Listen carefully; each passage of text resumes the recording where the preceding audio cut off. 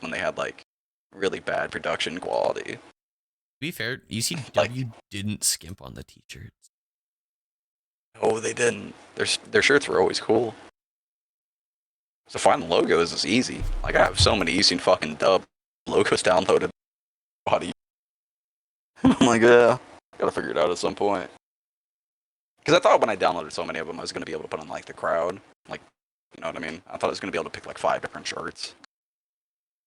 Found out I couldn't. Just generic. Like, that kind of stuff. That part does stink. I'm not gonna lie. Because I want them to like show up and like I love fucking Sandman or Sabu, and like, oh, these are real people. You know what I mean? Like, they have their favorites. There's a dude just showing up in a Rey Mysterio fucking shirt. You know what I mean? Like that kind of energy. I'm like, oh, they're actually just showing up. They love the show, but they love wrestling as a whole. I'm trying to come at. You put Puerto Rican Thunder in the first one? He doesn't get too much love. Dude, that's a great match.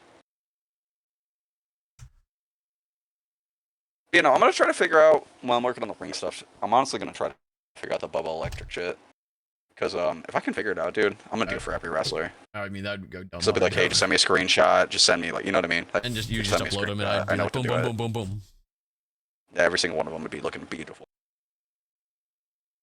So it's one of those things. If I can figure it out, we can do it every single time. Dallas said he's stowing today. Does that mean, is that the one where he said he's able to watch it along on stream, or? Yeah, that's the one where he's able to watch along. Water Spider's not able to. Stowing, so what he's doing, he's stowing, he's literally like on a assembly imagine line. Like a... I assume it's like no. It's a standing, it's like a standing jack pellet that has a motor on it. And so like you're just stacking stuff on it, because it's called stowing. You stow it up to a certain point, and then you wrap it. Because it's going to go on a truck. That's one full pallet. Alright, I really do need this skedaddle. So it's super easy. So when he's on that, he literally can just set his phone down. And I got you. I see what you're saying. So it's a good day for him. Water Spider, it's a little different. It's like really more intense. And I never really understood what they did, but they did something. It helped. I don't know what it was, but it definitely helped, so I know it's intense.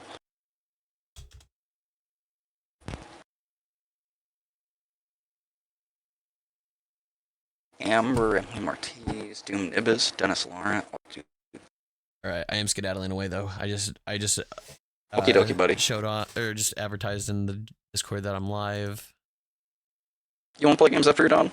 All good if not. I'm just asking. Yeah, no, I'm off for the next 2 days, so I'm done to play games. Amen, brother. I want to watch the stream. Can't wait. Bet. Peace. Bet.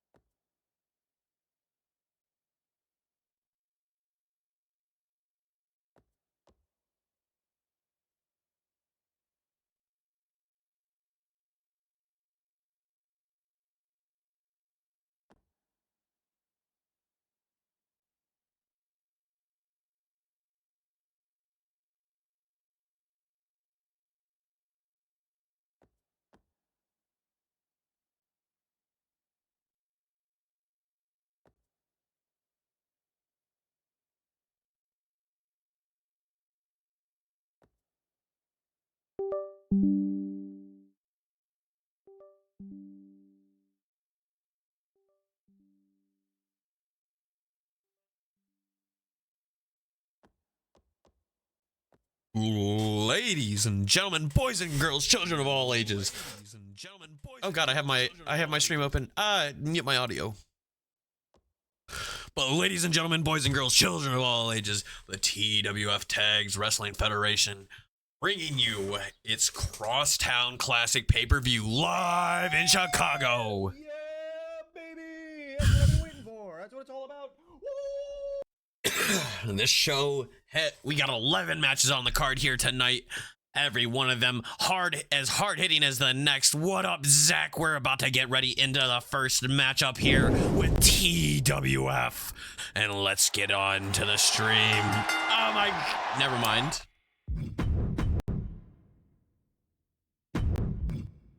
We'll be right back. Guys, I forgot that for some reason that the entrances aren't on.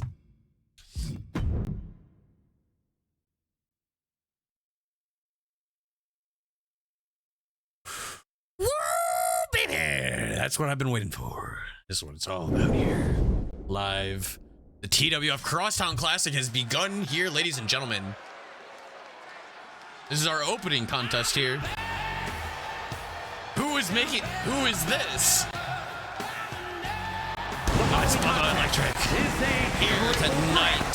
Extreme Rules match.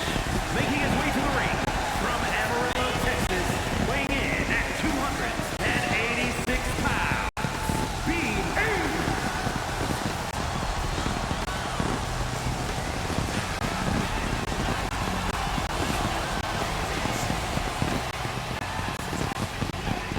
Making asshole baby. Bubba Electric making his way back to TWF. Man's the owner of the GPW, which runs on Wednesdays.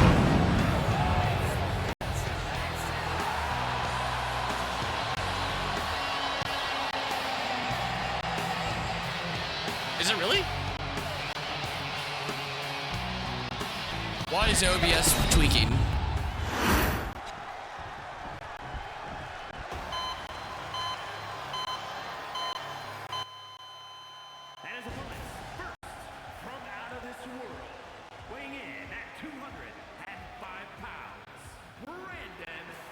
I know, man. I have it. I hit the button to change it. Why do I have two OBSs running? Did that work? Why, bro? What is up with my OBS? Why is my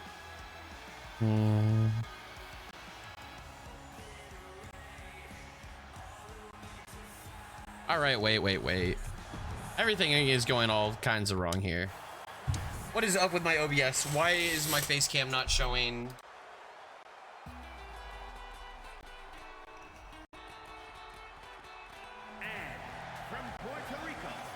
There we go. Everything's all fucked up over here, bro.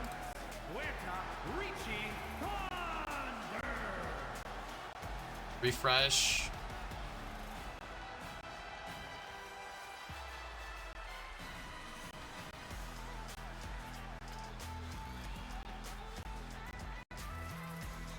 There we go. Bro, my OBS just completely like shit itself. What the fuck?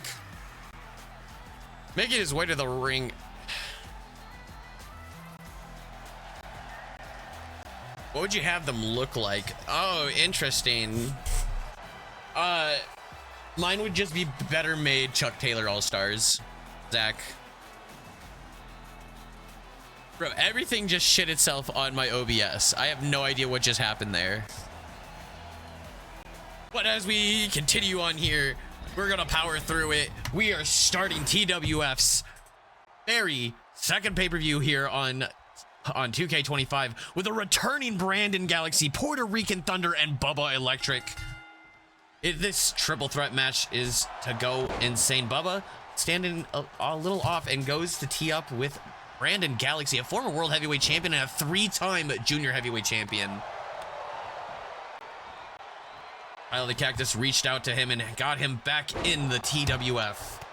He said, we need a big name like you back in TWF. And the springboard tornado DDT, beautifully executed. Bubba Electric definitely does have the advantage here, being the super heavyweight against these two luchadors.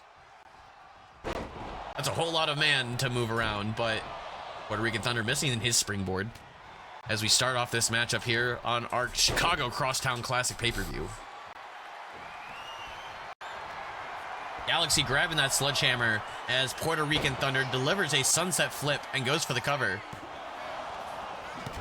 And Galaxy using the sledgehammer to take out his competition, clearly.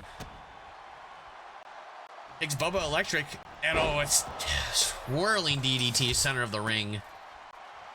The fans here in Chicago fired up to see Brandon Galaxy back in the TWF, making his return back to TWF Tags Wrestling Federation. You know that double rotation moonsault brought him to the dance here before.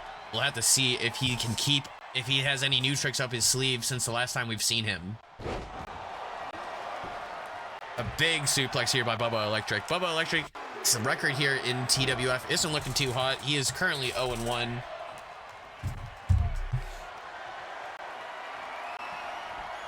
As the crossbody across the chest.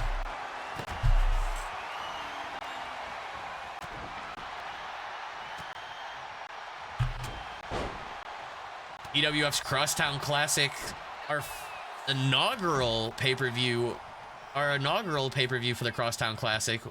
We aim to keep coming back, our annual stop in Chicago every April. As a Death Valley driver delivered with authority by Puerto Rican Thunder, and Brandon Galaxy soaring through the ring with agility, just showing why he was a former world heavyweight champion, and goes for the cover, but Bubba Electric slides into the ring to break it up, ladies and gentlemen. Brandon Galaxy covered by Bubba Electric, but Electric is broken up by Puerto Rican Thunder. Puerto Rican Thunder sends Bubba Electric off the ropes and hits it with a Hurricanrana, moving that big amount of man. Bubba trying to swing that sledgehammer, but Puerto Rican Thunder set is not having any of it with a drop toe hold. Brandon Galaxy with a double arm DDT, taking Puerto Rican Thunder down. Bubba Electric right there to break up the pin, though. This is TWF's opening match here for TWF's Crosstown Classic. I almost made it up there. It said Monday Mayhem. Today is Sunday. Bubba Electric going for the pop-up powerbomb, but Brandon Galaxy reversing it into a Hurricanrana. The agility on display, going for the cover, and Bubba digging deep to kick out there. Bubba Electric, not to be confused with Bubba Ray Dudley. A Golurk appears. The running shoulder tackle taking down Puerto Rican Thunder as Bubba Electric scales up to the top rope and delivers a big elbow drop right onto Brandon Galaxy. Ladies and gentlemen, this is our first matchup of the evening. After our whole conniption fit about just, yeah, I have no idea what OBS was on.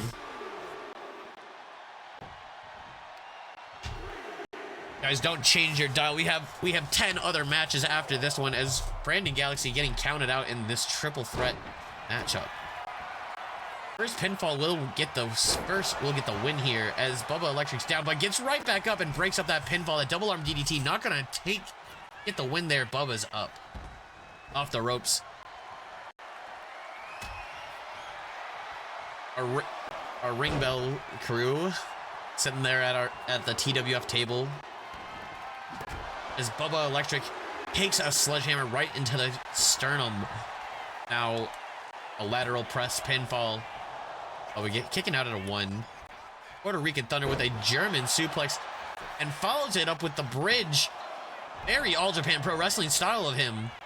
Beautifully executed. Shades of Michiharu Misawa, and the brings him down. Bubba Electric missing both shots with that sledgehammer, and takes a beautiful head scissor takedown by a Puerto Rican Thunder. Puerto Rican Thunder only getting to 2 count as Bubba Electric. Bubba Electric, the man taking most of the offense here between these two lighter men.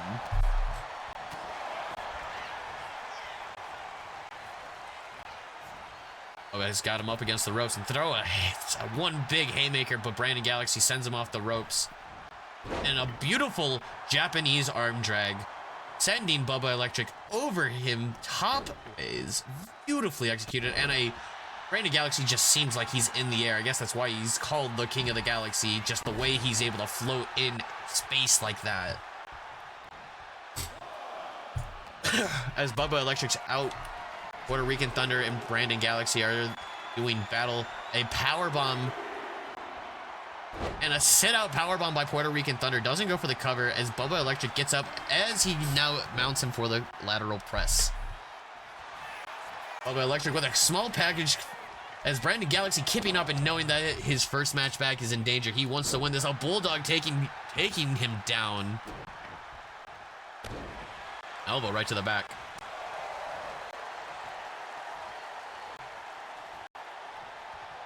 Oh, looking to lift him up. Bubba Electric muscles him up, showing that raw strength, but that might have taken a lot out of him. Collar and elbow by Brandon Galaxy. Is Brandon Galaxy with a snapmare takedown and a big drop kick to the back of the head. Galaxy going up top, might be thinking something high flying, but just getting sent down to the center of the ring by Puerto Rican Thunder. Galaxy and Puerto Rican Thunder squaring off. Galaxy throws a kick and Puerto Rican Thunder rolls out of the way and hits him with a Hurricanrana. Bubba Electric there to break up the pin though. This is TWF's Crosstown Classics first matchup of the evening, ladies and gentlemen. We have a returning Brandon Galaxy here tonight. Will he be able to pick up the win, or will Bubba Electric steal it from away from him? And Galaxy able to break it up there.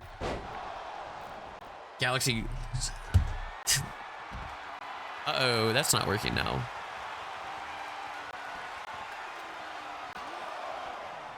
I refreshed the alert box.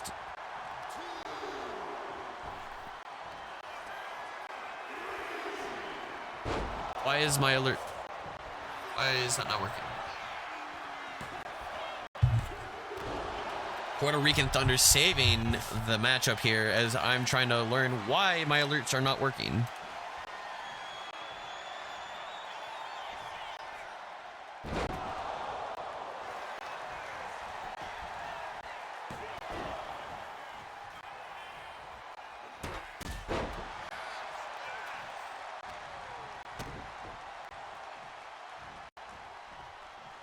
How do I get my alert box back?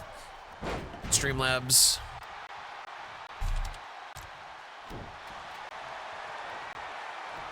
With Twitch. Bubba Electric hits a stone cold stunner. Puerto Rican Thunder laying on top of our console.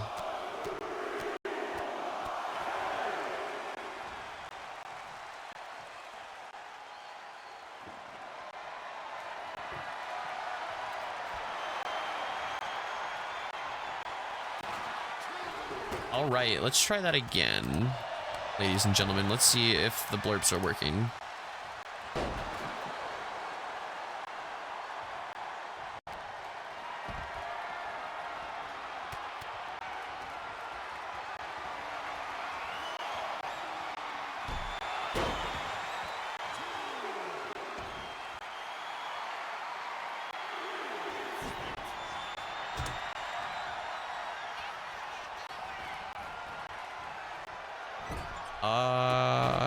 Settings.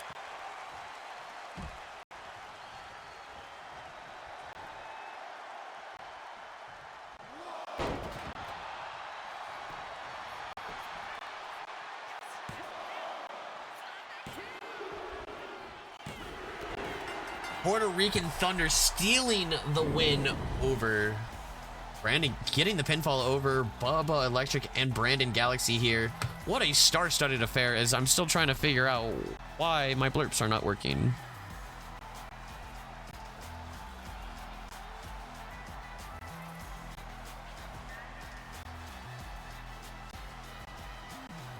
Let's refresh that and see if that works now.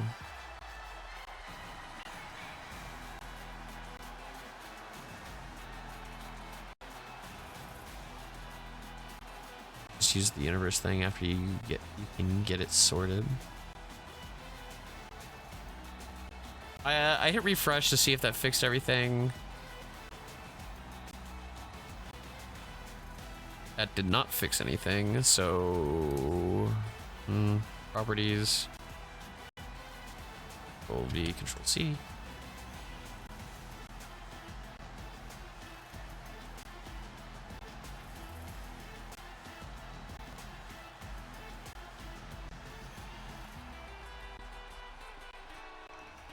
Let's try it again as I refresh the cache.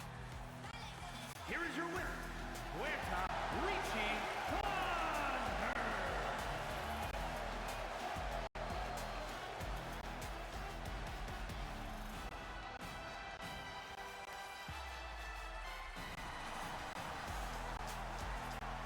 The browser source.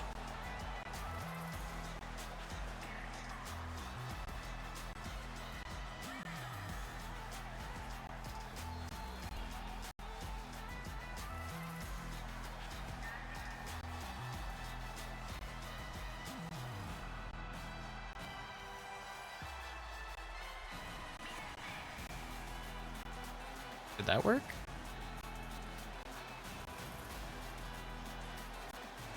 I'm so confused why my blurb stopped working.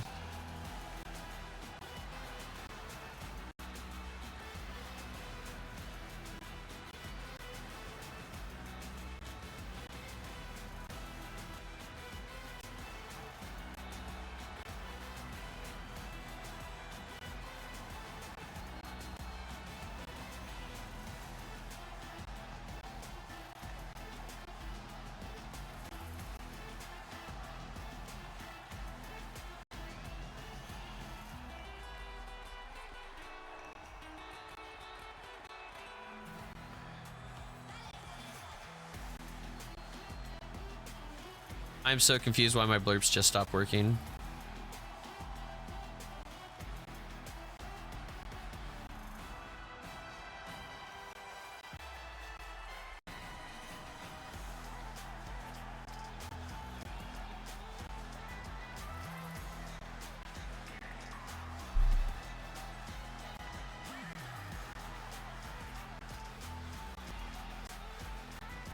Let's see if that works now.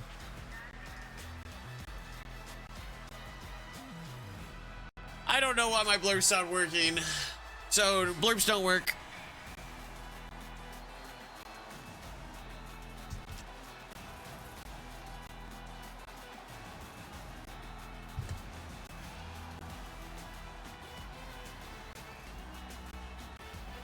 All right, and we're just gonna pin that.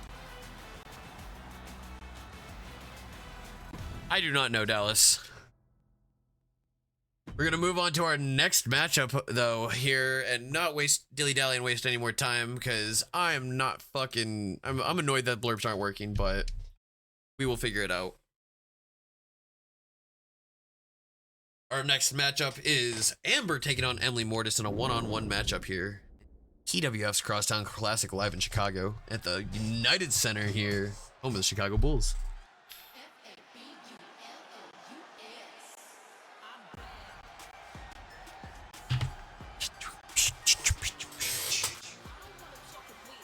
The following contest is scheduled for one fall, making her way to the ring from Mount Everett, Washington, Amber.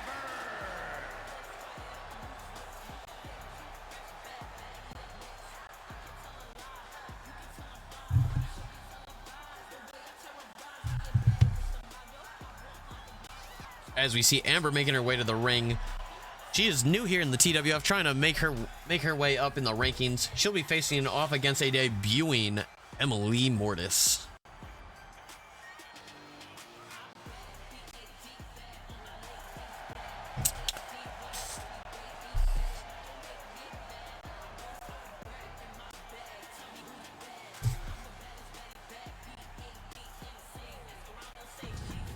A crowd here in Chicago giving her a mild reaction. I wish the blurps worked so that way.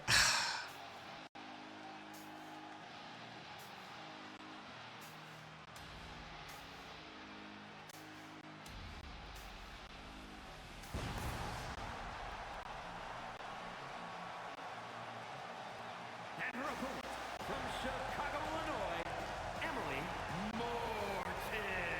Emily Mortis making her debut here to TWF.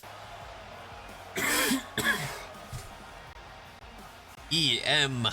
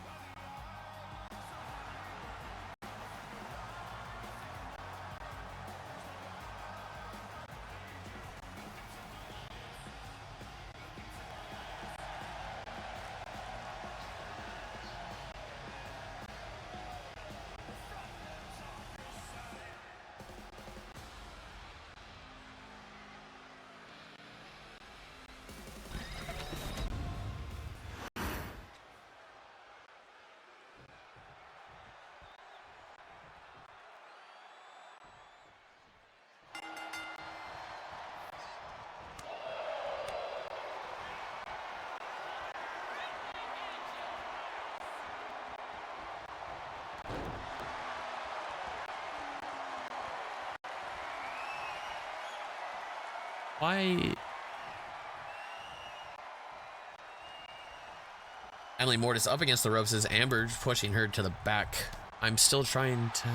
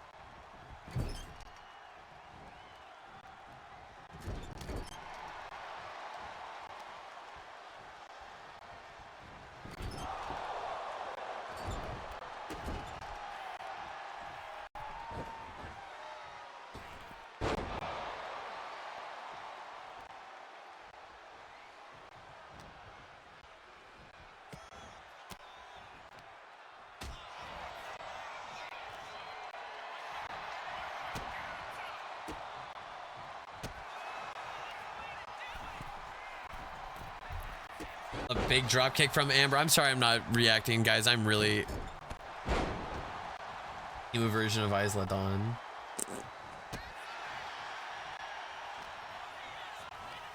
I'm trying to understand why my blurps aren't working.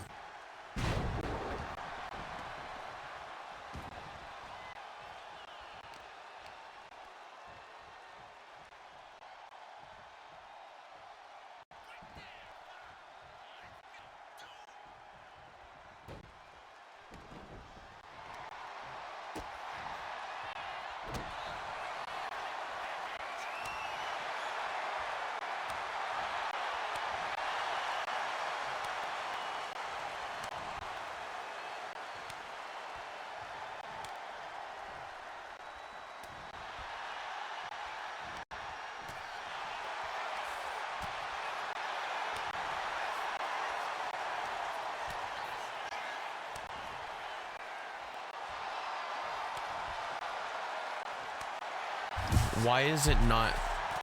I don't understand why it's not working.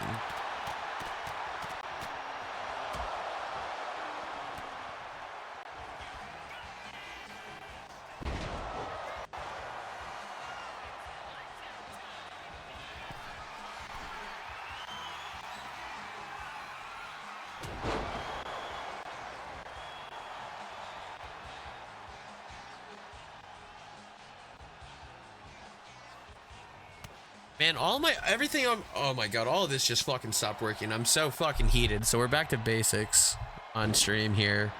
I'll have to fix this afterwards. But we're gonna get, all right.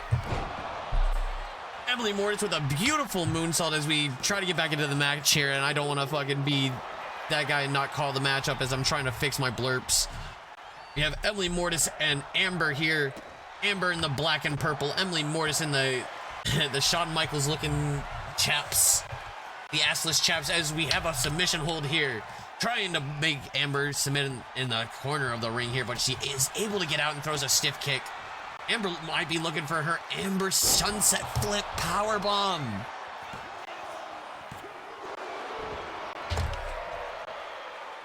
I need a better name for that than just calling it a sunset flip. It's too good. I mean, I guess it is like technically the Yoshi Tonic special, but yeah.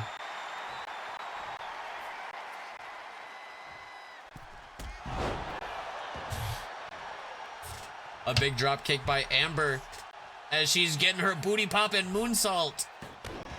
Center of the ring. Emily Mortis not looking good here. Kick to the gut. And another sunset flip powerbomb here by Amber. And Amber gets the win here over debuting Emily Mortis.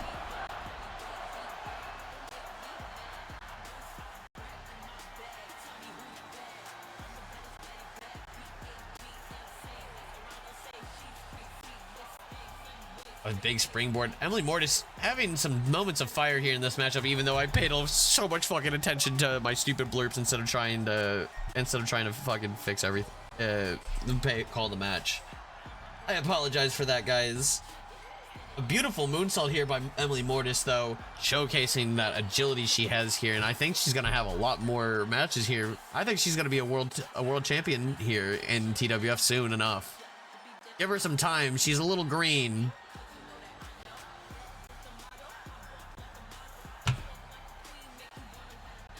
But here's where Amber really changed the momentum with that drop kick to Emily Montana. A booty pop and moonsault. She hit her with the 3 moves of doom and followed it up with her sunset flip powerbomb to get the win here.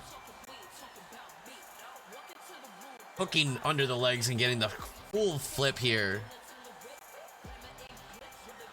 That 3 count. What a sequence there. Amber going crazy in this matchup over a debuting Emily Mortis.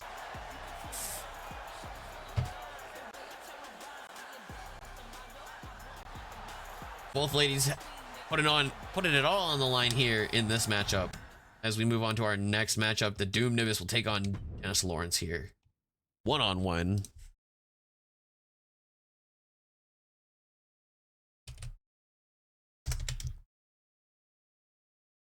Prediction will be live on this one, chat, as Doom Nibis and Dennis Lawrence will be facing each other here tonight.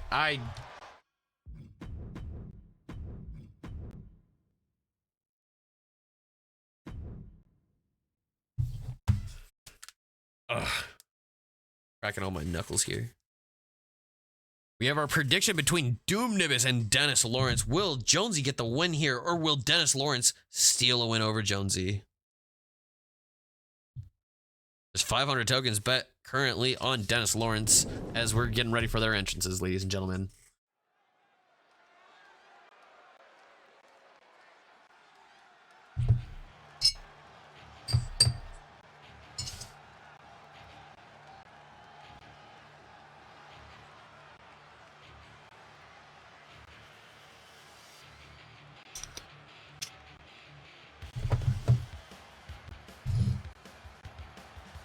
Making his way to the ring, the former world heavyweight champion 2 times, a 3-time United States champion here in TWF, and a 1-time PGW tag team champion. The Doom Nibis, formerly known as the Big Salami, makes his way to the ring. Making his way to the ring from Chicago, Illinois, weighing in at 240 pounds, Daddy Death. The Doom Nibis, Daddy Death, showcasing himself for all the glory of his fans here in Chicago.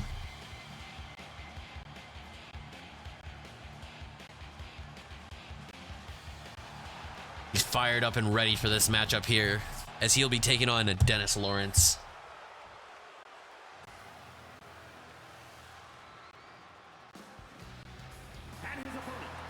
Dennis Lawrence makes his way to the ring.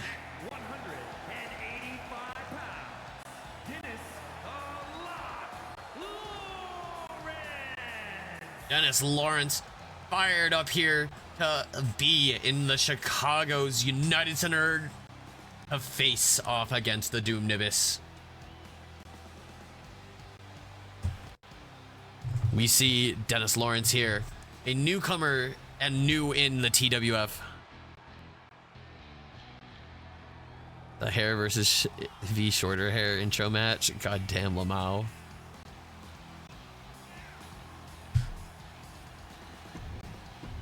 I mean, they both got long hair. Technically, if Dennis Lawrence's hair wasn't dreaded up, it would probably be longer, be about as long as Jonesy's. Our referee for the evening has 60 minutes on the clock as these two jockeying for position. Dennis Lawrence showcasing some strength as there's a sign that says join the Discord. I agree with that fan here in Chicago. You guys should join the Discord if you guys are new here, as TWF is getting fired up on all cylinders, ready to go running Chicago's Crosstown Classic's first inaugural pay-per-view here. Notice I didn't say annual because it is the inaugural pay-per-view of the Crosstown Classic. There's a fan here that has a Tyler the Cactus sign. The Cactus is not on the card here tonight, but his rival in time, Garrett Rogers, is our current world heavyweight champion. We'll be defending that title against the man Jack Powell in our main event. You'll also want to tune in for Dylan Storm versus Matthew James for the tag team, the Core versus the James Gang for the tag team titles, ladies and gentlemen. Dennis Lawrence, though, trying to get something going on Jonesy, as Jonesy goes for a quick roll up and grabs the tights. Dennis Lawrence able to break out of that one quickly, though. A quick drop kick.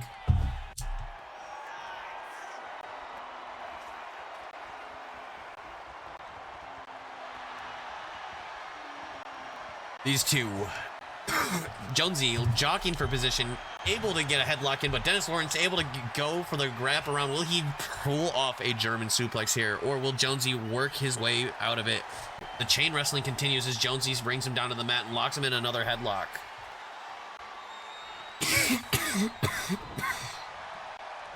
A headlock is a very big thing that will ruin your stamina here in a wrestling match. You're fighting so hard to get off of somebody, get somebody up off of you, while they're just putting all their weight right on top of you. It's a devastating maneuver, and we've seen our fair share of headlocks get their wins in wrestling over the years. That leg sweep takedown, beautifully executed by Dennis Lawrence, as Dennis Lawrence might be thinking something off the top, but Doom Nimbus up and gives him a deadly dive, sends him to the center of the ring, right on into the Crosstown Classic logo. The Doom Nimbus firing on all cylinders. Springboard drop kick. Shades of vintage Jonesy. Shades of big salami, ladies and gentlemen. Now a double knee strike. Some might call that a code breaker if you're a fan of Chris Jericho. Jonesy going up top. Might be looking for that 630 senton. Just crushing the air. This is the shades of the big salami here from 2K24. Doom Nimbus firing in all. Just going straight for the beef against anybody. Oh, he's setting him up for the Emo Boy special to go to sleep. Hooks him behind and deadlifts that falling corpse for a German suplex. Keeps the bridge, and Jonesy secures the win, not even having to resort to the jackhammer.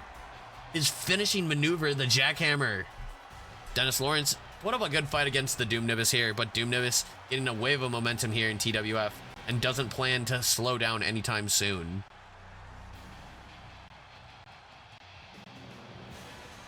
Springboard drop kick really puts it into perspective here. The 630 senton just, oh. Ladies and gentlemen, Doom Nimbus continuing his winning ways. You know he's going to be hunting down anybody and everybody that had, once he gets that momentum behind him. There's no looking back. He wants the gold once again.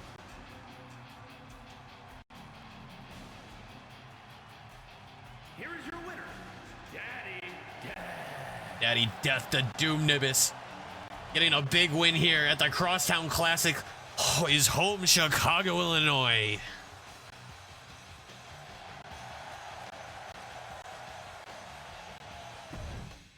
A quick squash match here, but a match that I don't think will be a wash. Jacob Morrison versus Captain Ripple. Who will win? The TWFtv championship is on the line here.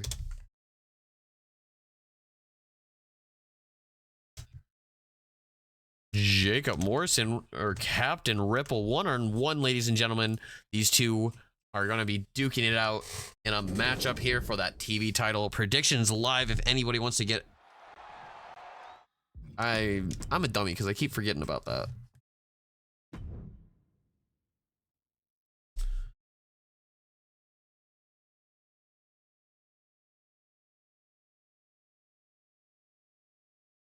2,000 tokens bet on Captain Ripple to retain that title over Jacob Morrison.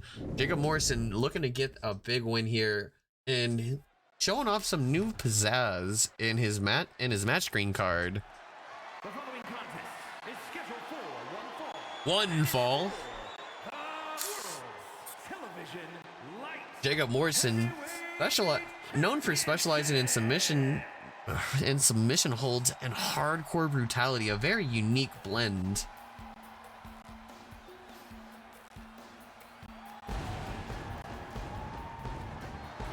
Jacob Morrison firing up the crazy pyro. Is that a starter jumpsuit? Where did bro get a starter jumpsuit? Is this 1999? What? I love this. Showing some new pizzazz here.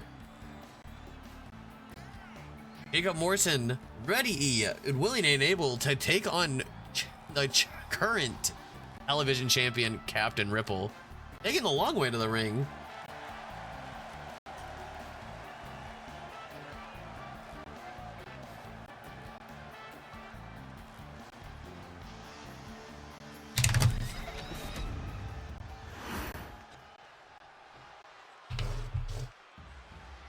He will be taking on Captain Ripple, formerly Barry Ripple, the two-time television champion, winning it in a four-way dance on our inaugural episode of Mayhem and TWF. He lost it to Richard Mason and won it back in quick succession. Captain Ripple holding that television championship and wants to be the man to hold it for a long time. Had to go back to the OG music from Mexico. Let them know I'm here to win.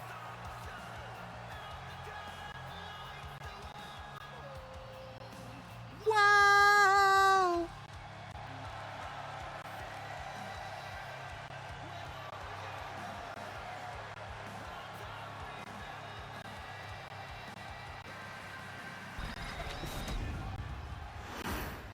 Captain Ripple will be defending that television championship for the 7th time here. 7 times of defending that TV title. That's an impressive amount of times to defend one title here. Just showcasing that he is the man. Only losing the title once and gaining it back in quick succession. Jacob Morrison, knowing that he has a lot riding on this matchup, wants to prove that he is ready to take on the responsibilities of being a champion in TWF. The world's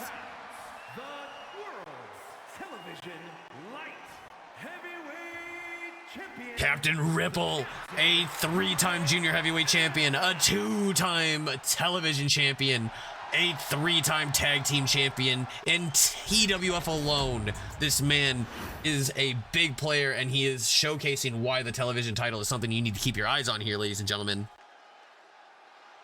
And Jacob Morrison, knowing that never winning a title here in TWF, new to TWF this season,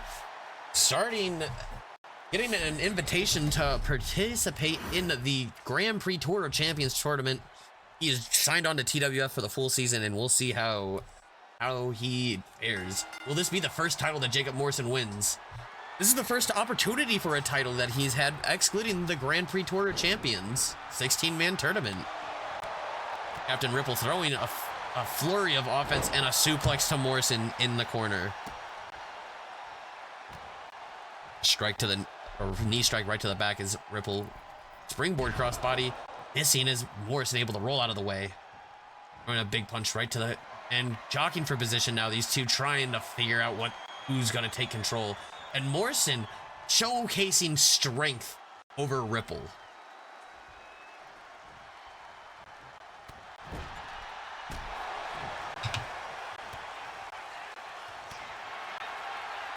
Oh, Morrison takes a strike right to Ripple, and Ripple retaliates, and now these two just chopping each other back and forth. Oh, a slap, the disrespect by Morrison, and another one. Showing that he's not willing to fuck around here tonight. Oh, Ripple's not gonna allow that. He throws a slap and a punch to boot. Now a big backhand chop, still a forehand chop. Ripple says, lay it into him. And another one. Ripple throws a big hip slap, and the hockey fight commences, ladies and gentlemen. Who's going to get position? Oh, Jacob Morrison showing that he's not messing around here. Showing that he's got some, we might want to check his gloves to see if he's got any metal plates in there. Disorienting our TV champion.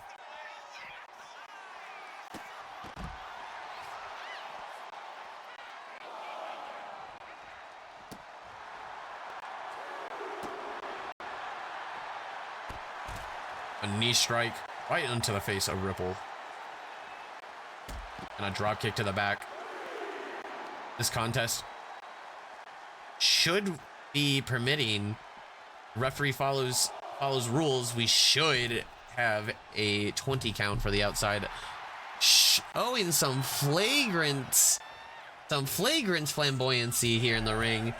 Just ready to get on with it. He's showcasing that he shows that Ripple's stalling. He had time to be braggadocious, and oh, what a cutter delivered by Morrison here. And just like that, Morrison proving that he wasn't here to play tonight, taking that title right off of Ripple, ripping it away from him. That cutter is just in. Ripple reporting, he said he's reporting to the referee that that cutter may have done some neck damage, and he might be missing TV for the next couple weeks.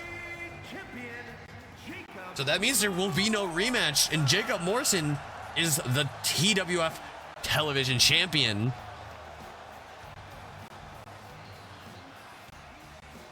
I told you I'm here to ruin wrestling for each and every one of you. I'm surprised you didn't hit the sliced bread, bro.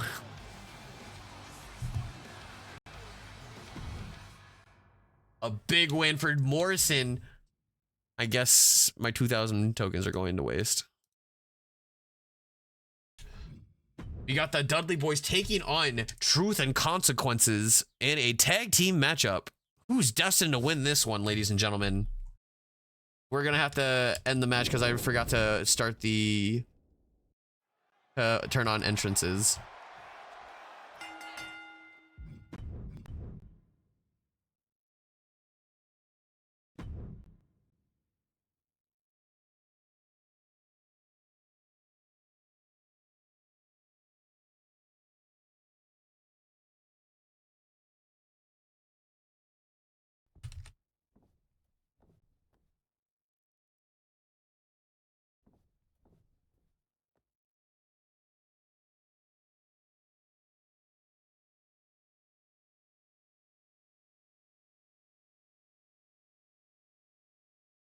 Consequences is a very long word.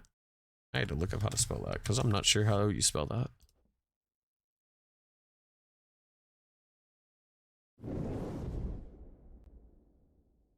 Well, I'm gonna change my finisher when I get home tonight. E-biz. Making their way to the ring with the Duchess of Dudleyville, Bubba Ray and Devon, TWF Originals, ECW alumni, donning the red camo here tonight.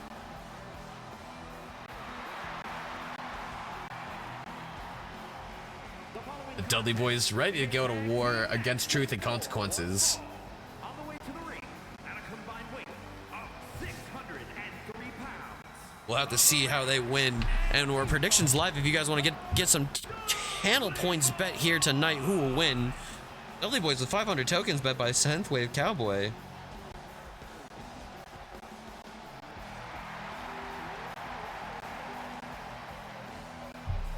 And 1,000 tokens bet on Truth or Consequences here for the prediction. The Dudley Boys TWF Originals, one of the Cactus's favorite tag teams of all time.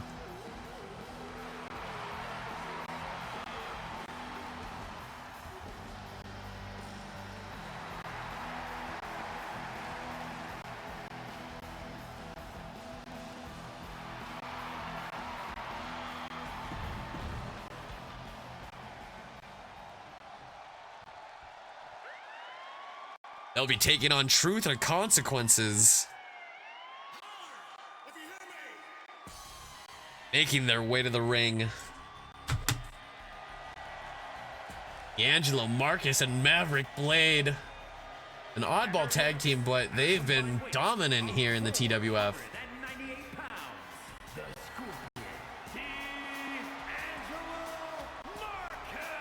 The Scorpion D'Angelo Marcus has been running roughshod in the tag team division.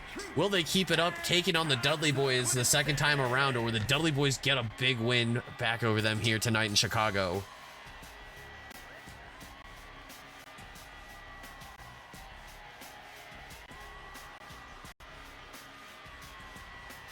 Dallas, you said he'll change it, so I mean, you don't have to change. You don't have to change that if you don't want to. By the way, Dallas, if you want to make an attire that is specifically just for a pay-per-view, like the next upcoming pay-per-view, we can do that. We can, but I just want to have an attire that you wear 24/7. That's normal, right?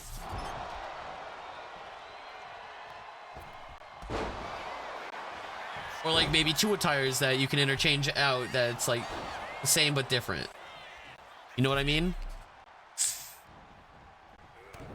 A big forearm shot by Devon Dudley.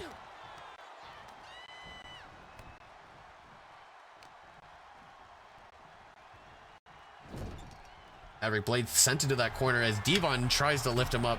There's a Matthew James sign in the crowd. People are excited about that Hell in a Cell match between the core.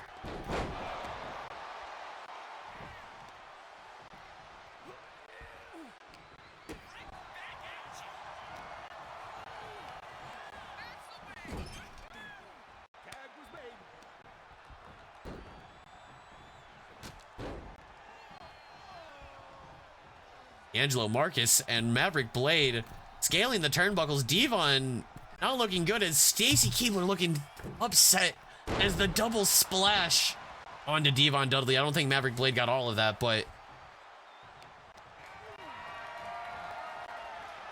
picks him up. And a power slam by D'Angelo Marcus. That brute strength. Some would call him a freak. A genetic freak. As Devon makes the tag to Bubba in the corner.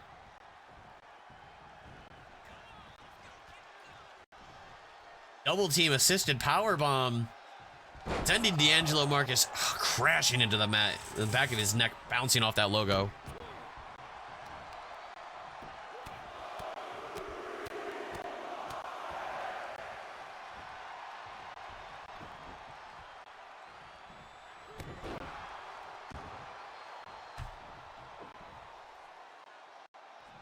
Bubba Ray Dudley pulling up D'Angelo Marcus and throwing a big punch.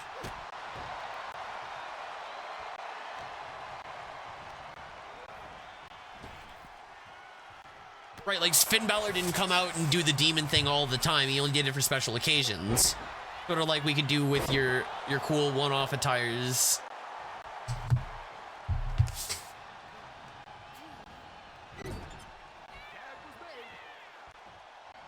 I mean, it doesn't have to be the Skeletor attire. If you want that to be your normal attire, you can. I'm just saying, you are currently a tag team. It would be nice to have, you know, a tag team, like something that mixes with the, like, Cody Storm, and that's like, it show, like, see how Bubba and Devon are both wearing black, white, and red? And, you know, I wanted to show that you guys are a tag team.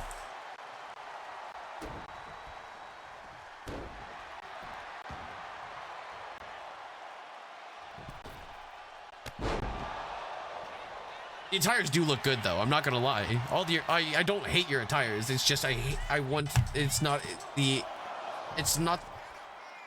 efficient is, I guess, the word I'm looking for. I want to have these attires that you and Cody can come out on Monday Mayhem that don't really matter. They look good, but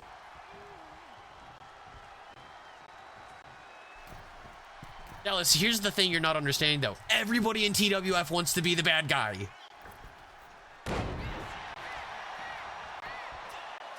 Big double splash by Truth and Consequences on the Bubba Ray Dudley as Stacy Keibler trying to get the Dudleys fired up.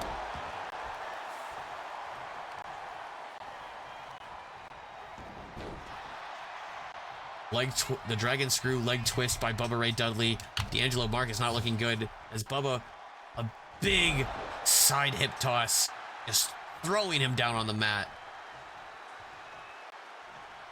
Wiping the mat, or wiping his face into the mat, rolls out of the way.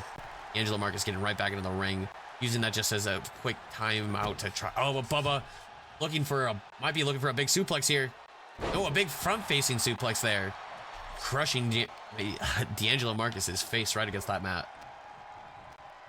Bubba might be thinking 3D here. Tag. Evon catches the cutter this time. Will he go for the cover on D'Angelo Marcus? We have never seen somebody. Oh, Maverick Blade breaking up the pin.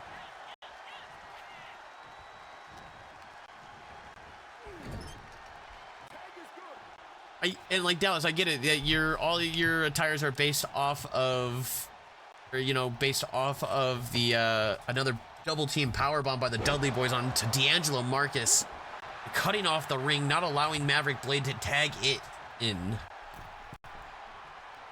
Bubba looking for a big splash here on the second rope, Brett's rope. A big flying shoulder tackle, not a splash. Excuse me, ladies and gentlemen. I assumed I made an ass out of me and you. You and me.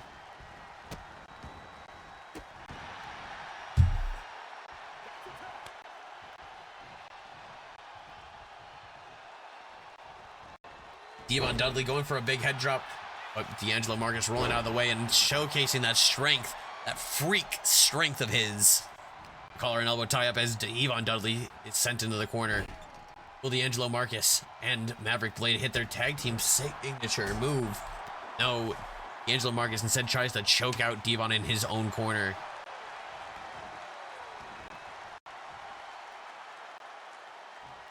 Both teams looking to try to get a number one contenders title opportunity for those tag team championships. Slamming the head of Devon into that corner.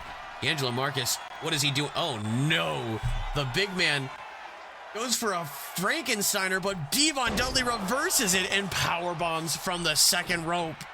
What a brutal power bomb and a beautiful reversal by Devon Dudley. A very technical reversal and requiring such core strength. The Dudley boys have been working out. Devon with a big elbow drop, center of the ring. Will that be enough? Doesn't go for the cover to follow it up. Instead goes to the second rope once again and goes for a second elbow drop, just trying to making sure to get it all out of him. But D'Angelo Marcus, showing that he is a freak in that ring, goes to tag in his teammate Maverick Blade.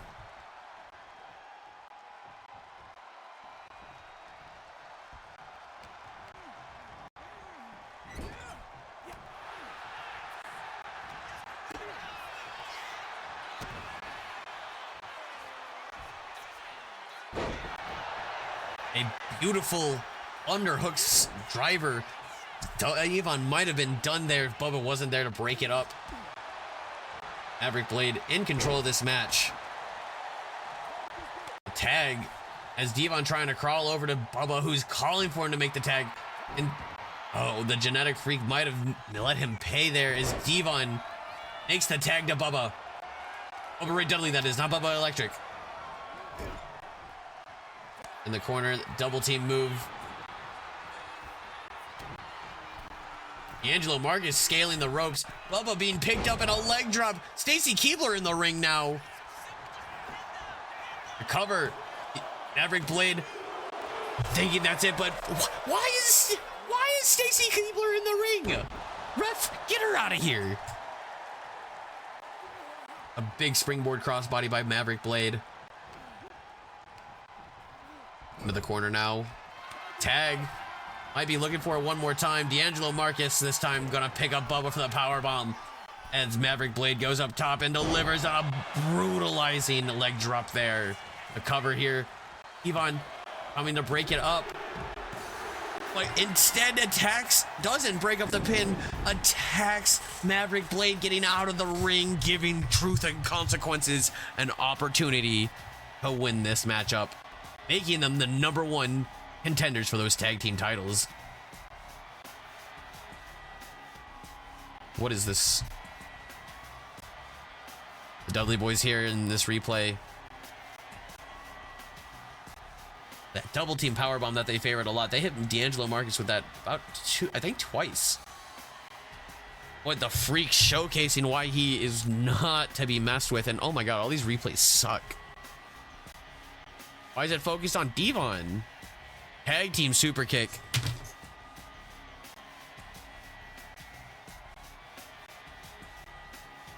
As Maverick Blade, you can see quickly scaling. Is this gonna be? Oh, is this gonna be a 3D? Yes, this might be the 3D. It is. D'Angelo Marcus narrowly able to break out of that 3D because of Maverick Blade.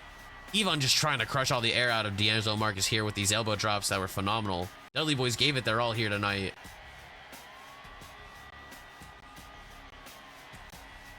What a beautiful underhook slam. That was the real turning point of the match.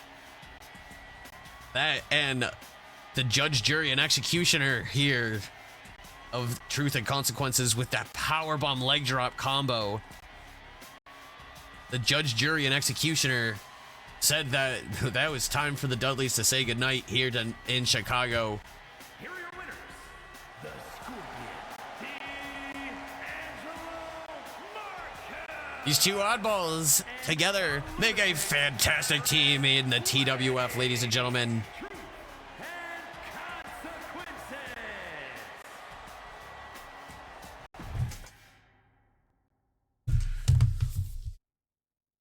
And as it's time for our TWF lights out match, ladies and gentlemen, we will be seeing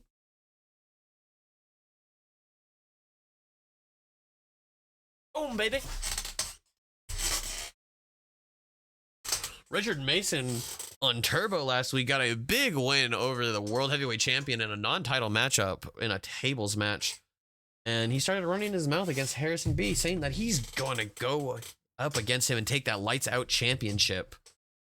I also forgot to start the match. I hate that as soon as I hit the button. We'll be right back, ladies and gentlemen, as I restart this.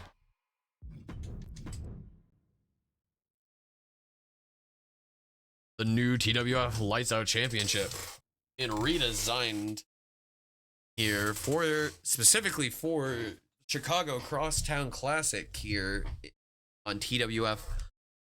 The Cactus said that it wasn't his best work, so he redesigned it from the ground up and made a new title that is worthy of the Lights Out Champion.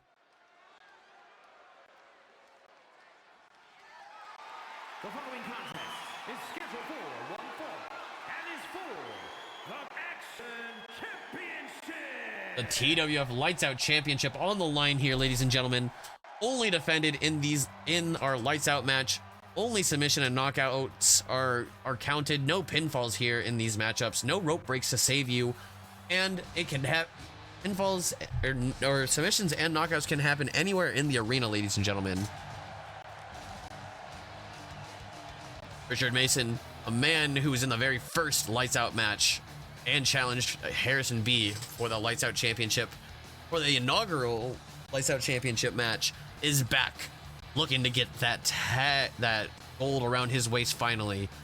Having a small run with the TWF tag team titles. No, it was the TWF Television Championship. Excuse me, because I said how earlier in the show Captain Ripple lost the title to Richard Mason. Jeez Louise. Richard Mason, though, looking to go on a hunt for all the gold here in TWF. You might need to find a partner soon if he wants to get those tag team championships around his waist.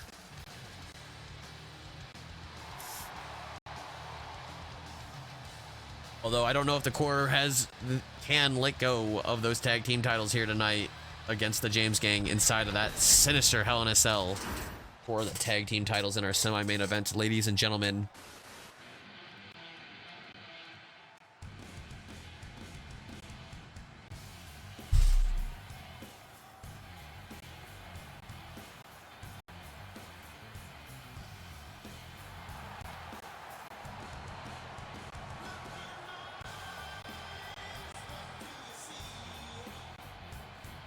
An O-Block death match.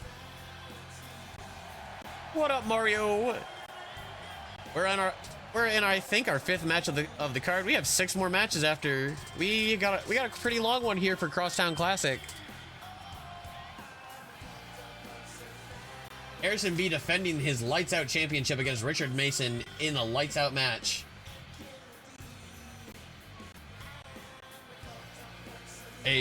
Harrison B, one of the first members of the TWF locker room to join through Twitch.tv.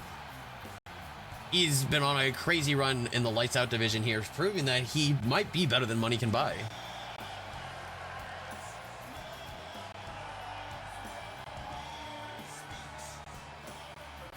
July. I have no idea. OBS had a stroke, and I have to fix it. It happened literally at the start because it worked, and then I changed screens, and it didn't work anymore. And I'm like, oh, okay, we're gonna have to just rip it out and reinstall it, and reinstall the program to OBS for the plugin. Richard Mason standing in what is typically called Challenger's Corner here in TWF with the blue turnbuckles, but in a Lights Out match, there are no turnbuckles.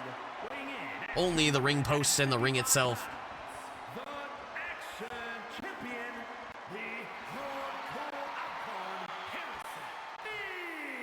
Harrison B showcasing the TWF Lights Out Championship here in Chicago, ready to make it happen and defend that title here tonight. You saw Jacob Morrison earlier defeat Captain Ripple for the TWF Television Championship. You saw debuting Emily Mortis. You saw returning Brandon Galaxy. All that and more. Referee calls for the bell. The fans here in attendance in Chicago ready for a no-nonsense affair in this Lights Out matchup. Our ring crew ready to put up the ropes for our next matchup. But for now, they're gonna be right next to the action, ready for it.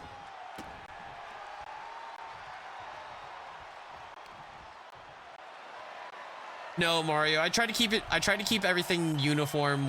I just took the name CrossTown Classic. It's live in Chicago.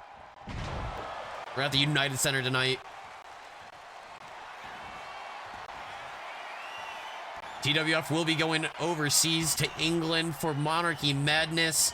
We will also be heading to LA soon for our Riots in Los Angeles. A big neck breaker here. TWF planning to adding pay-per-views to the card. A big slam as Harrison B going out to the ring, trying to grab steel chair.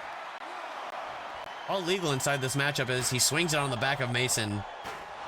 Trying to get the edge here in this matchup here, trying to make sure that Richard Mason will not want to challenge him for this Lights Out Championship ever again.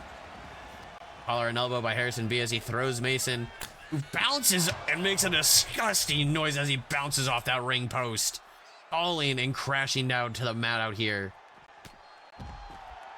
Big spinning forearm here by Harrison B. Harrison B with a big backbreaker onto Richard Mason. As Harrison gets back into the ring now. Yes, just to break the referee's count. There shouldn't be counts, but you know how 2K is, 2K being 2K. Picks him up and drops him onto the ground. Violent intentions there. Richard Mason picked up and looks like he's out cold on his feet. Referee is going to allow the match to continue as Harrison and Mason get back onto the mat. I do like the name Throne of Triumph, but we're just going to run with Monarchy Madness. Logo's already made.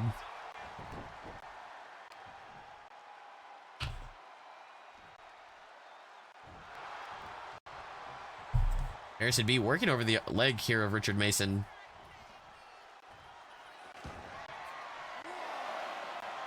Harrison B grabbing a trash can lid. Oh God. And dinks it right over the head of Mason. The ring crew here getting hyped for this matchup as Richard Mason just taking these shots, but doesn't take that one. No way that the trash can lid stayed upright like that. No fucking way. Oh my God, Richard, why did you do that? Richard Mason with a Luthez press and some punches to the face of Harrison B. Might be trying to bust him open. A quick stutter doesn't knock him out though. We have not seen any bloodshed here on TWF's Crosstown Classic live in Chicago yet. But Richard Mason putting him in a giant style cloverleaf, doesn't put the leg under his arm. Interesting choice. Harrison B powering out of it though.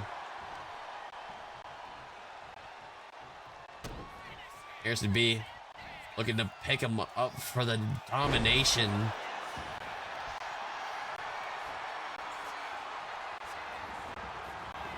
Putting him in a claw. Richard Mason gets out of it and leg sweeps Harrison B, but Harrison B with a big kick to the dome piece of Richard Mason. Harrison going out of the ring once again. Ring crew giving him some space as he pulls out a favorite of the Sandman and Jacob Morrison, the Singapore Cane.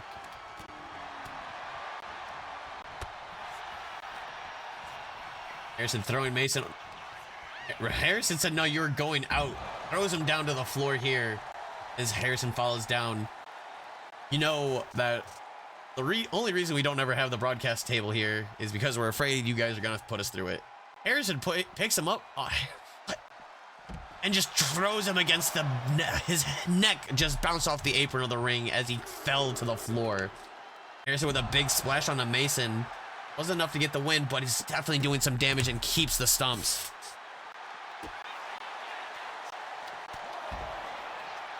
Also, message showing on stream is broken. Yeah, bro, OBS had a stroke. That's what I'm saying, Mario. A lot of stuff on Twitch is busted, so I don't want you guys wasting your money on blurps. I'll have to fix that after stream, but we're already running.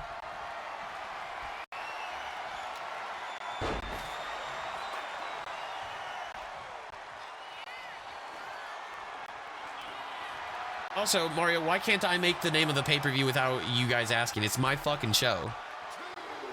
Reverse. Richard Mason delivering a sledgehammer to Harrison B.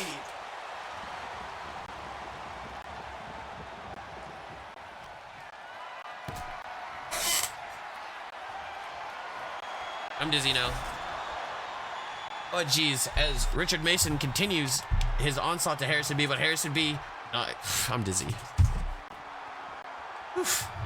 Harrison B with a brutal slam onto the mat here, right next to our announce table.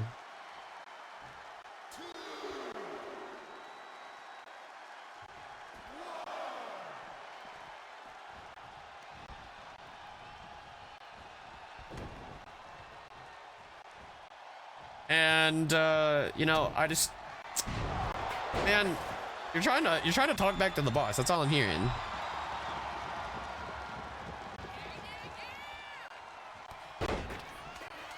It's like I like matter.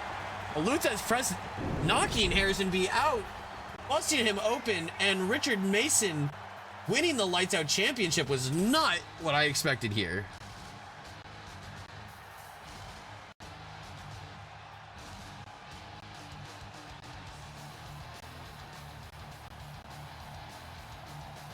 Right. And then nobody's game came up with any names for it when I'm just nobody DM'd me a name. Nobody said anything, so I took action into my own hands. I'm going to do what needs to be done. I thought you'd be more excited about the fact that we are going to get a King of the Ring and not the fact of argue over the name of it.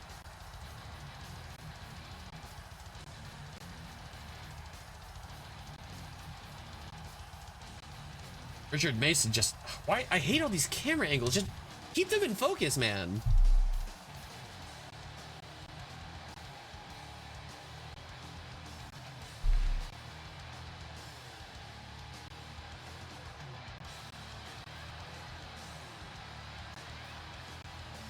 Here is your winner, and new Richard Mason winning the Lights Out Championship here tonight in Chicago, defeating Harrison B.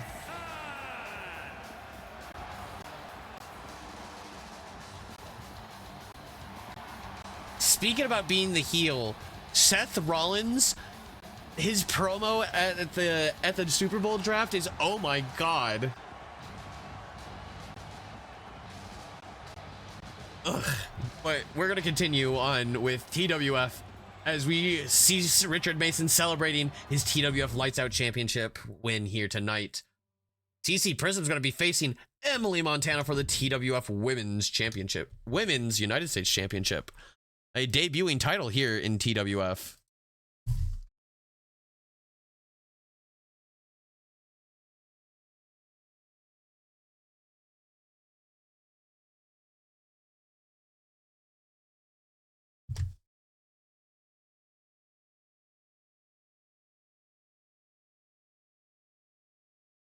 And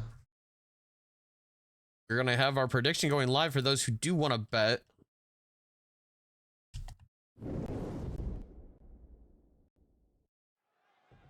I fucking god damn it. I'm a jabroni who forgot to turn on entrance. I don't know why the entrance is turned off. I have entrances turned on in game, in settings. I don't know why they're turned off in universe by default. It's really dumb.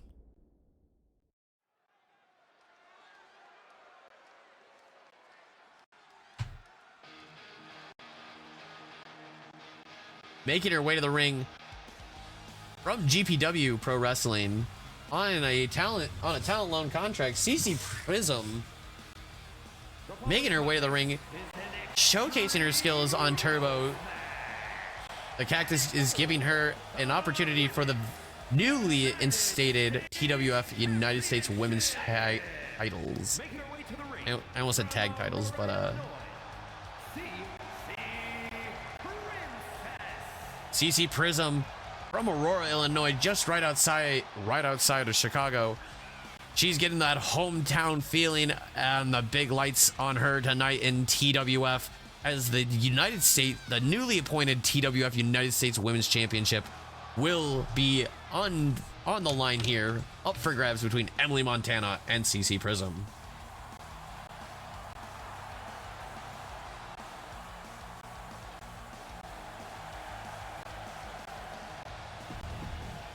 Prediction is live, ladies and gentlemen. Who will get the win here? Will it be CC Prism or will it be Emily Montana?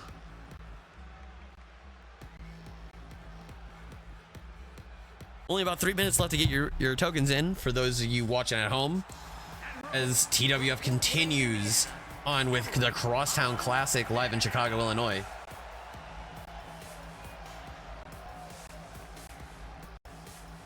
Emily Montana, a former women's champion here in TWF, is excited to get an opportunity to be the first ever TWF United States Women's Champion here.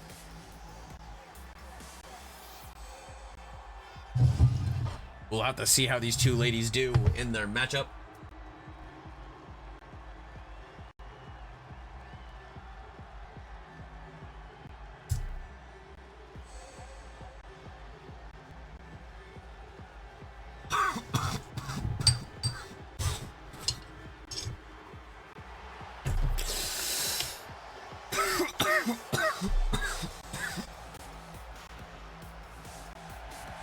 Emily Montana and CC Prism going at it for the U.S. title here. A women exclusive for the women's division only. A women's mid-card title, some might say.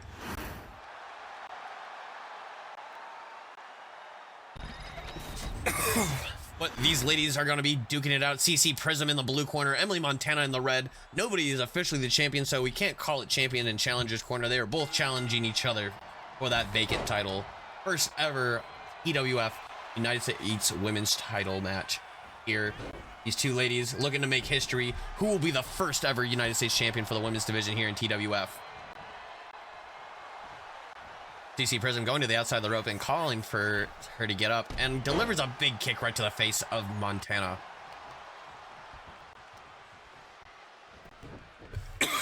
Montana's leg getting worked over here by CC Prism.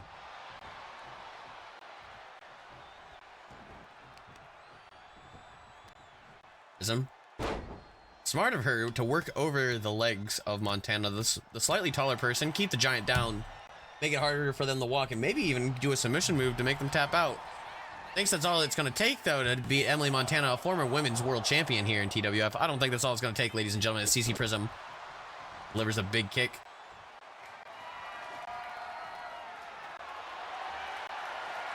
Referee allowing these just going to allow the chair to come into play here. As CC Prism swinging the chair wildly. The referee just going to let this one happen. Just let it go. He's concerned with who wins, not how they win. There will not. I guess he said there will be a victor tonight. As CC Prism plans to take advantage, grabbing that sledgehammer that Brandon Galaxy used a ton in the opening contest here. Emily Montana using that hammer quite effectively here and slamming that hammer right into the gut. A drop kick right into the chest.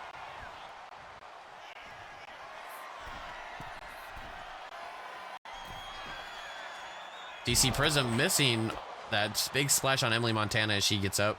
Just said, but anyway. A Hurricanrana by Montana, showcasing some agility here. She'll take her time to the outside as the referee's going to try to bring her back in with a count. Montana setting up a ladder here in Chicago. She is from Fort Wayne, Indiana. Not too far away, only about 3 hours. You know, she's got to be loving the bright lights of the Chicago United Center Arena here in Chicago.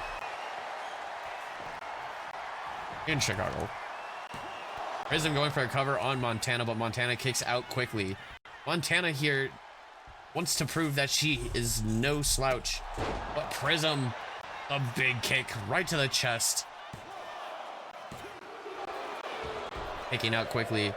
I hope that this ladder doesn't just get set up for no reason. Prism picking up Montana for a Prism's clash right onto the ground. Rolls up for the pinfall too, and Montana doing everything she can, digging deep, finding the will to continue and fight on here in the TWF for this Women's US Championship match.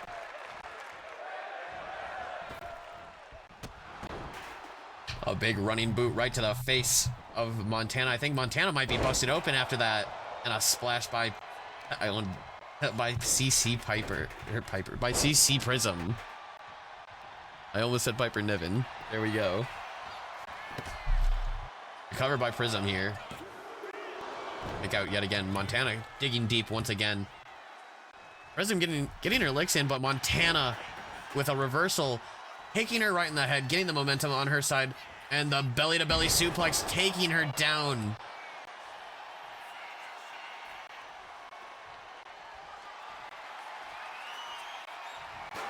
What's an issue you have, Mario? Swinging the chair wildly. Montana just hitting the small of the back of Prism. And ahead of momentum. And a big knee right into the face as Prism sitting in the corner.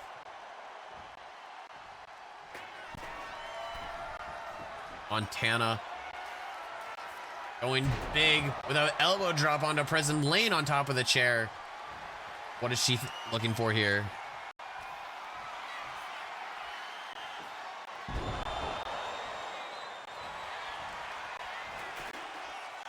AI and how it's regarded under Creative Commons.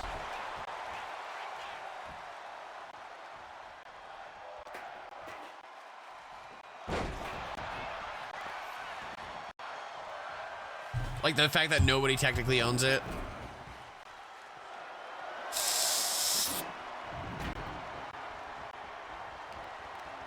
Emily Montana sending her off the ropes after she grabs the stairs and brings him in. Oh, but slamming her head right into that mat. Referee right in the way of my camera shot. Fucking ass bitch. Standing shooting star press. Cover here. 1, 2, 3, and Emily Montana. No, I get what you're saying.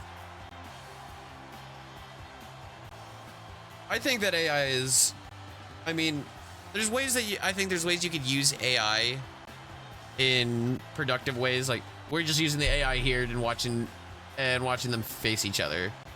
But it's because I can't have you guys all come in and have your matches. Yeah, I can't have you guys defend belts and all that. As fun as that would be.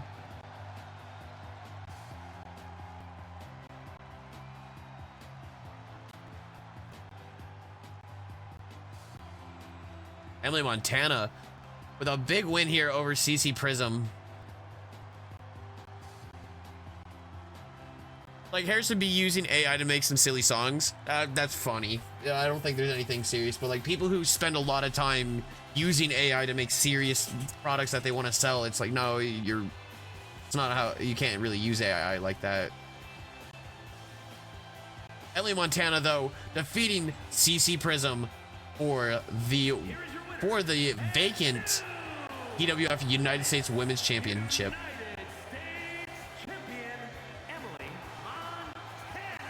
Emily Montana celebrating with the fans here in Chicago for the TWF United States Championship, winning this match over CC Prism here tonight. Up next, Colt Danielson and Big Red Benson. These two, for the Men's United States Championship, will be facing each other in an ambulance match.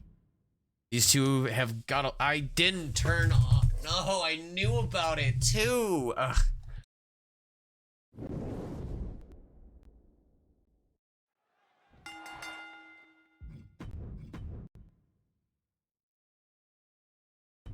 These two at their boiling. Well, if you want, well, this is the only way that Big Red Benson said he was willing to defend the U.S. Championship against Colt Danielson, and as champion, he kind of gets to make the rules here.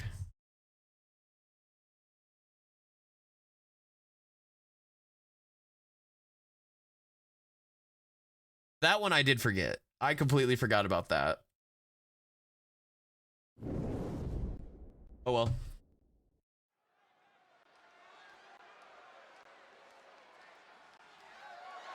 The following contest is an ambulance match and is for the Action Championship. The TWF United States Championship on the line here in an ambulance match as Colt Danielson and Big Red Benson willing to go one-on-one for the title here in an ambulance match.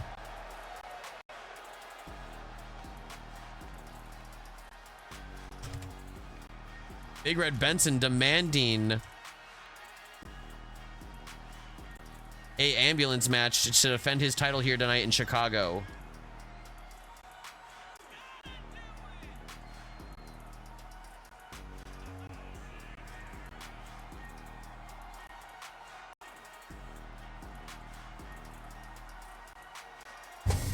I see.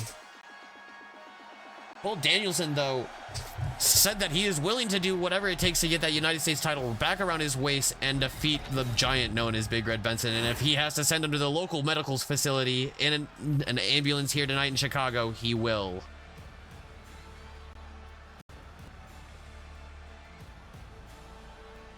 To be fair, Mario. Damn, it's hot. It's hot there, Dallas. That sucks. I'm sorry for you. The TWF US champion. The TWF US champion making his way to the ring. Big Red Benson.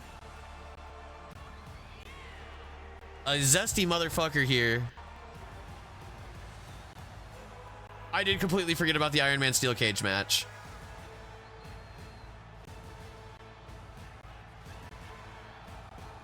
I got out of work super late today.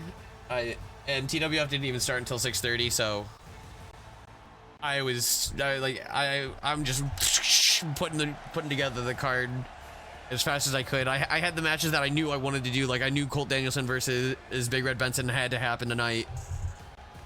I knew that we're gonna do the James Gang versus the Core for the tag team titles inside of a Hell in a Cell.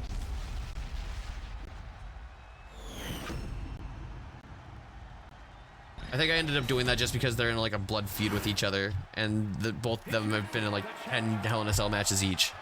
From Bad Street, Atlanta, Georgia, weighing in at 260 pounds. I mean, to be fair, Mario, I wouldn't have done that, but I just introduced the title, and it is our mid-card women's title. Doom Nivis, after his win tonight, is celebrating by playing some video games. Champion, Big Redhead Benson.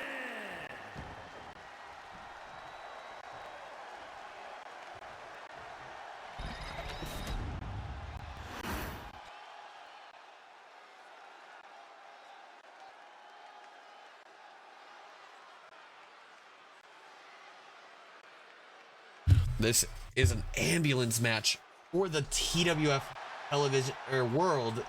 Wait, blah, blah, blah. Wrong belt. I said the wrong belt 3 times. The TWF United States Championship as the ambulance comes down the ramp now. The referee's the one driving it. I do not know if he is licensed to drive an ambulance, but okay. The only way to win is for a superstar to force their opponent into the ambulance by any means necessary. After closing both doors, the remaining superstar. And Mario, the only reason that we had CC Prism is we just don't have a whole lot of women's wrestlers. So I had to if we were going to introduce the mid-card title, I wanted to use one of the newer wrestlers.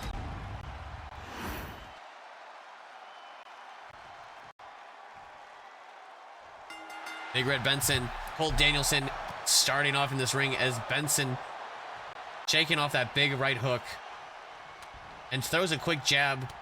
Oh, ducks under it and a big punch. These two different kinds of fighters here. A boxer and a jiu-jitsu martial artist fighting against each other in an ambulance match for the TWF United States Championship.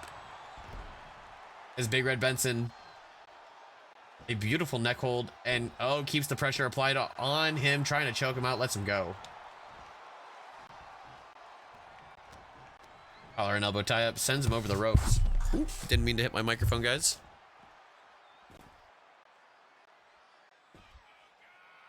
Zesty as fuck. Mounting and headbutts right onto the head of Colt Danielson. Whoa, whoa, whoa, whoa, whoa, whoa. Why is there countouts in an ambulance match? You need to be outside of the ring to do what you need to do. 2K, fix your shit, bro.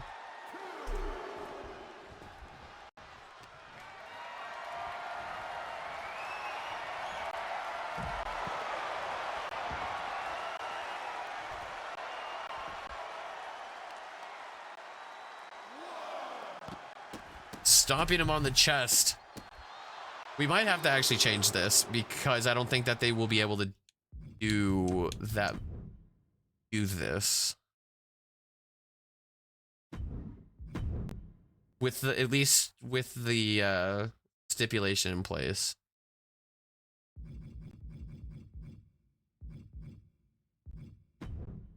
All right, we got to change this. We're gonna do a fucking another cell match, I guess.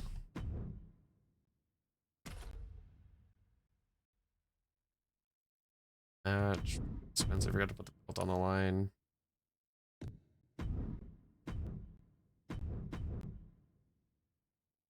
Sucks.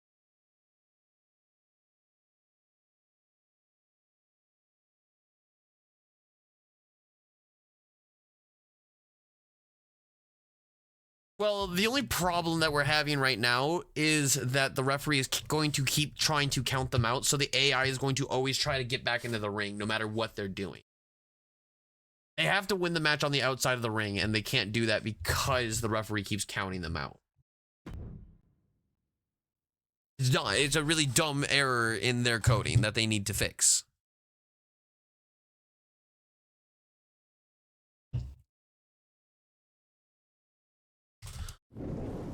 So instead, we're going to use the cell.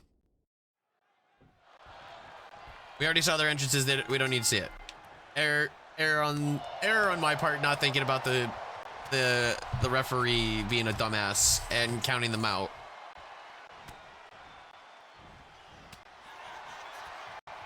It's really dumb that they count now. They count every time you're out of the ring. Get your shit together, 2K. You're breaking small things. Fix one thing, you break another. A kick in the head by Colt Danielson onto the Big Red Benson.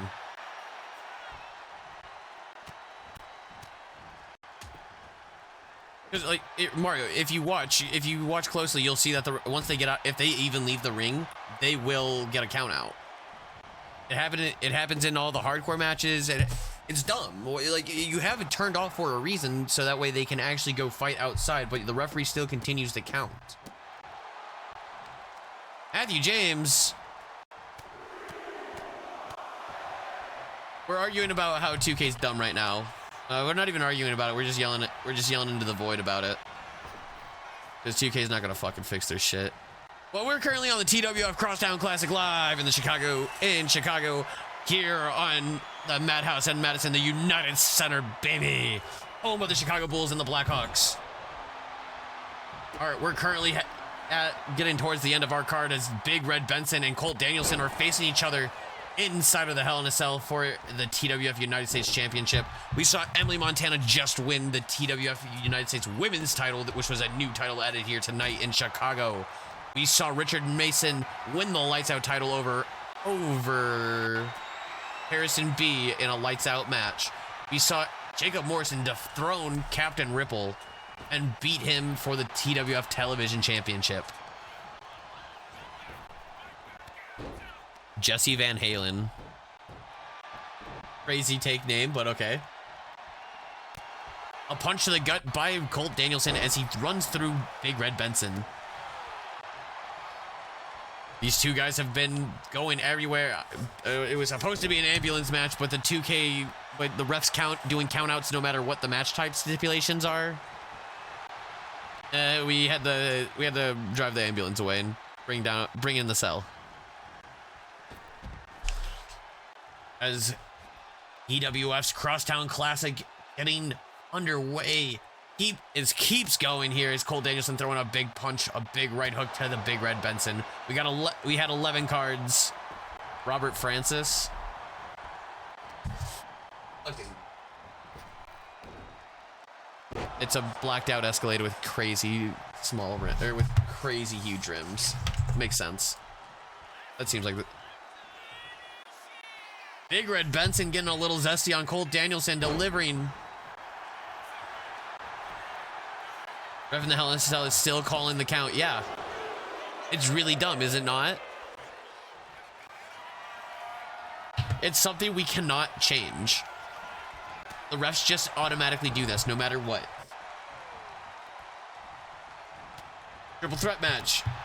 One person goes out of the ring, ref starts counting. 2K, fix it. I figured you would have had this fixed already, but it's been 3 weeks.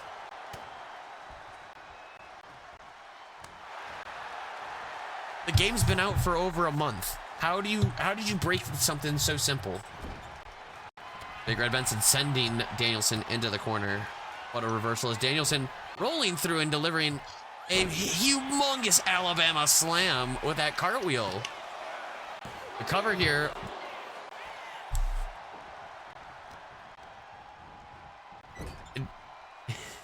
This shit-ass game.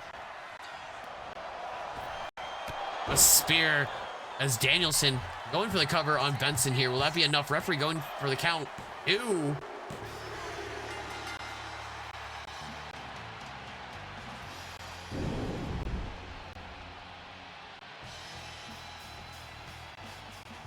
You know what's crazy? The matches worked. Now they just don't work in universe. And I don't know why they don't work in universe. But Colt Danielson got a big win over Big Red Benson here and brought back his TWF United States title.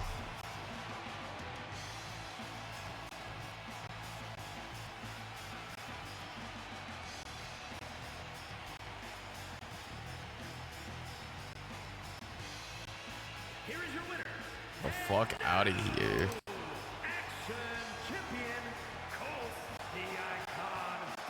Colt Danielson with a big win, winning back, making him now a two-time TWF United States champion here In a lackluster Hell in a Cell, man. Kennedy Ann and Samantha James for the TWF Women's title on the line here. We'll get our prediction. I didn't start the fucking...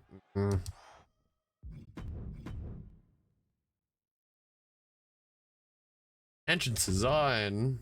We got 3 more matches here, ladies and gentlemen, as Samantha James and Kennedy Ann will be taking each other on for the TWF Women's title. The Queen Kennedy Ann said she's got to pull out some demons.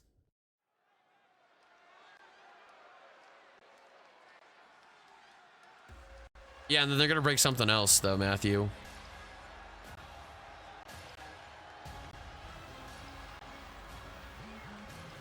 The following is an Iron Woman match. But they refer to it as an Iron Woman match. That's insane. Making her way to the ring, representing the Bludgeon Brothers. From Orlando, Samantha James. Samantha James. I'm going to change the attire one to all ghost face. Okay.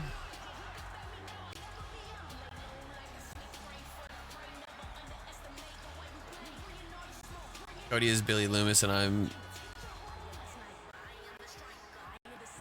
Stu. What?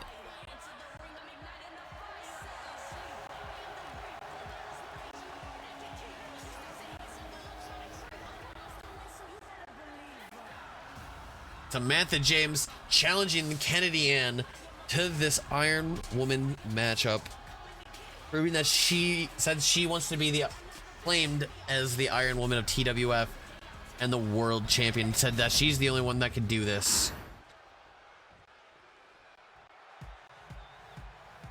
What the 7-time TWF Women's Champion is up to the challenge.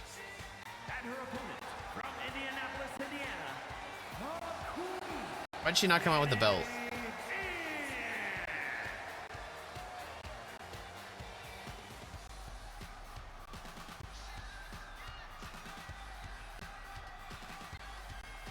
Kennedy Ann wearing a mask that's like fused into her hair. What the hell? What the hell? This is when the Booker T blurb would have been perfect.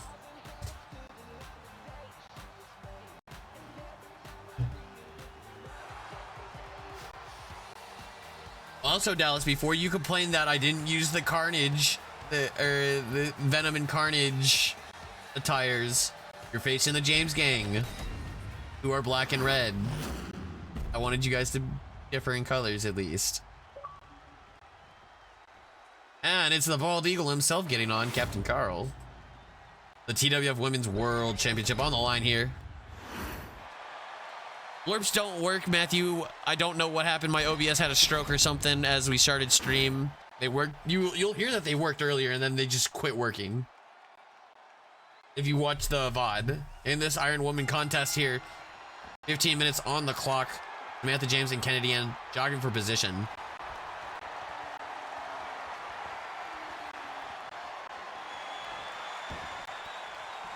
I noticed that every time it seems like whenever I choose for you guys to use, or I use your regular attires that are vastly different from the other opponent.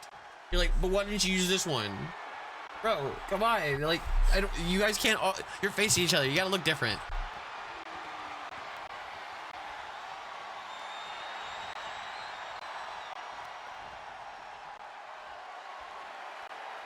Kennedy Ann working all over these 2 ladies chain wrestling each other as Kennedy Ann almost getting to the ropes now. Samantha James has her in a sailboat arm hold and cranking it just a bit farther back, trying to get that arm out of... Well, I couldn't do that because you're facing the James Gang and they're black. Both of those attires would be black and red, and they are black and red. It would get confusing. That's the only I get what you're saying, why you want that. We just couldn't do that this time. That's not even because like in-game errors or anything. I specifically chose these so that way we could identify who's who at a quick glance. A big punch by Kennedy Ann, sending Samantha James into the turnbuckle corner, and now Samantha James getting fired up. Sorry, excuse me. Kennedy Ann getting fired up and working over the arm. These two ladies have to go another 13 minutes in this contest. No falls have happened yet.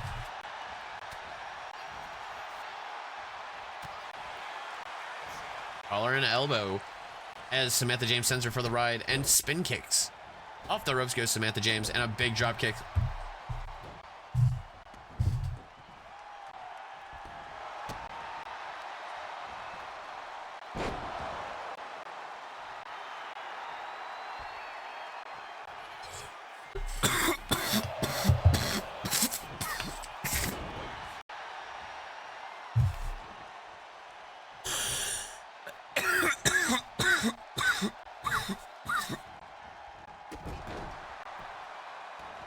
Yeah, like you both look like Scream coming out for a tire one. I'd love that. And then so that way when you guys tag together, it looks like a cohesive unit. Perfect.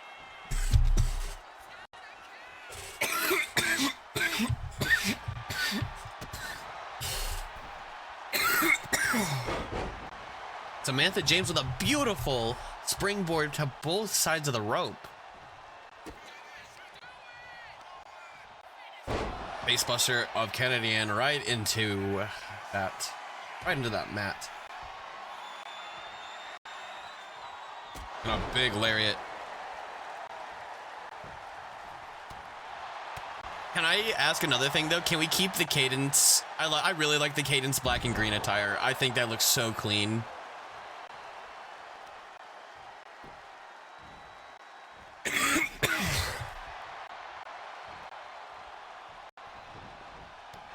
Kick to the back of the head of Samantha James. Collar and elbow tie up. Scoop.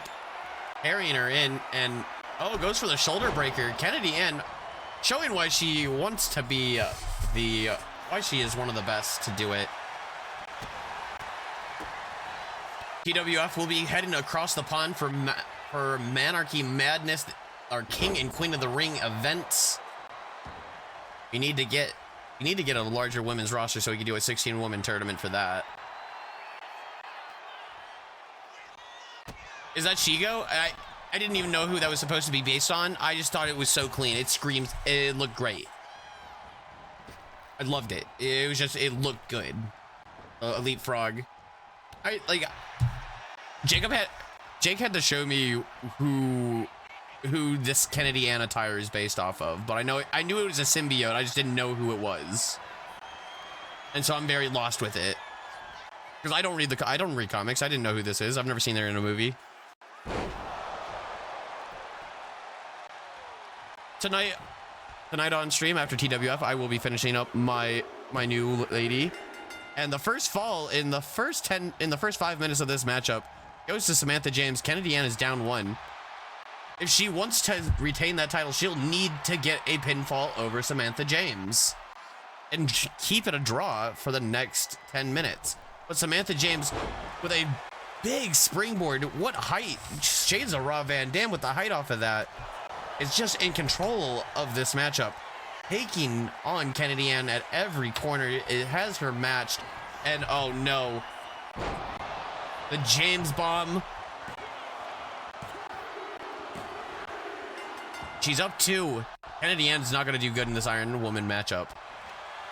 Oh no, Kennedy Ann might be looking to take 3 consecutive pinfalls.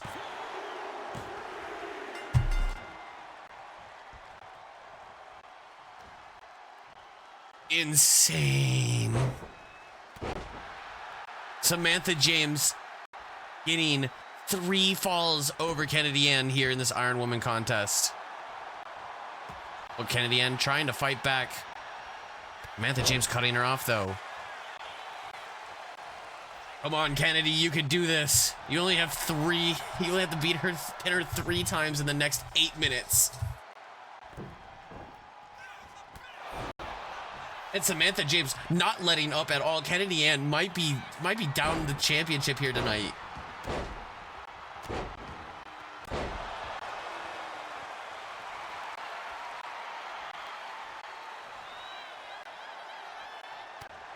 Throwing some big punches. chop. Samantha James just dog walking her. Just seriously, like Samantha, this is supposed to be a compelling fight, not you fucking going up 3-nip. 3-zip. I said nip. Like a nipple. Oh my god. But Kennedy Ann takes a smack in the face. And oh no, Samantha James not letting up. Kennedy Ann fighting back tooth and nail. Oh, a big chop right to the face. Kennedy, it's saying give her another chop. Oh, and she blocked that one, but Kennedy had that last shot blocked. Samantha James said right here and then said, nah, spin kick. Bitch, what is you doing? Can't be like Mike. What is up, brother?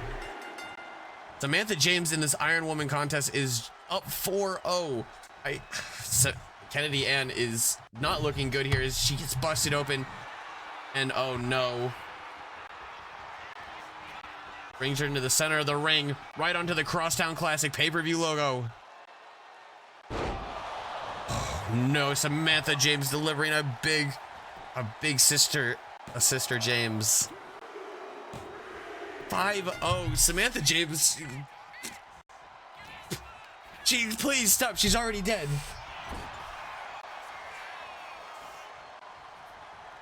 With 6 minutes to go in this Iron Woman match, these two ladies, Samantha James takes a big belly to back suplex.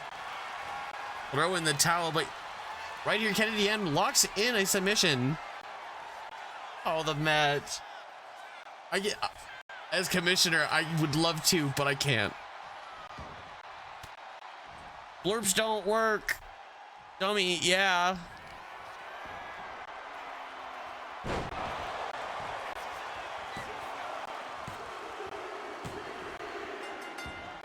Samantha James 7-0 on Kennedy Ann in this Iron Woman match. Kennedy Ann beat Samantha James, has beaten her before. And Samantha James with a moonsault from the... Girl, chill. Oh my god. Kennedy Ann trying to get a count out here to... Oh my god. Samantha James not letting up, just reversing everything. And choking out Kennedy Ann on the outside of the ring, picking up her lifeless, barely there corpse. It looks like Samantha James really went into business for herself here tonight. Oh my god, another springboard kick, single leg drop kick. Referee going for the cover. 2 and 3. Oh god. Yeah, Samantha, what did you do? This wasn't even like a super high stakes feud. I guess she doesn't want to have to. Oh my god. Girl, chill out. There's still 4 minutes left and she's just killing her. Please. Kennedy Ann, do something. Don't just be dead. Oh my god. Somebody come get her. Somebody. Dylan Storm, come beat. Dylan Storm, are you gonna beat up Samantha James for this?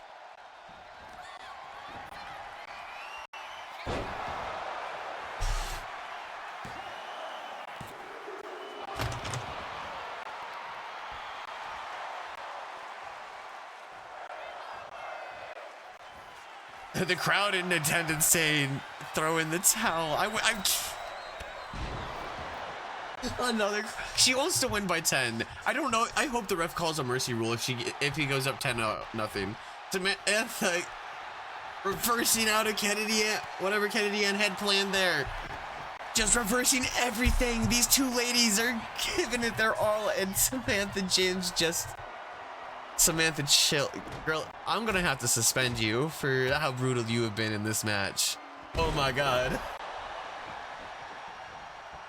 Oh my god. And just salt in the wound. Oh my god.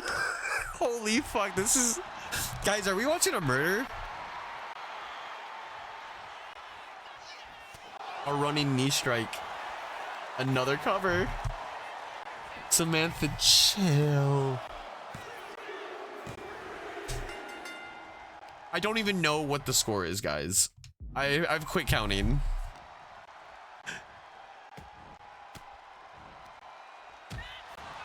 Samantha James's New Jack confirmed. Yes.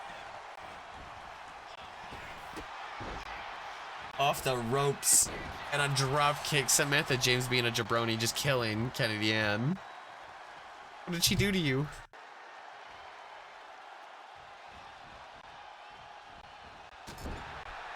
Oh, Yakuza kick in the corner. Samantha, chill, girl. Kennedy is dying. She narrowly escapes out of that submission, but is it too little too late as Samantha James fights her off with some elbows before Kennedy Ann can drag her into the corner. Samantha James looking for another sister Abigail. She is killing this poor woman. Please, she has a husband.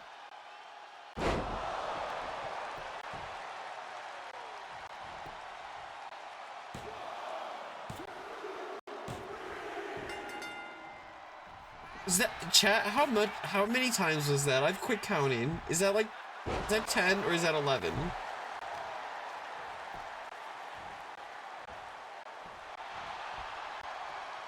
I want to turn on the HUD just to know.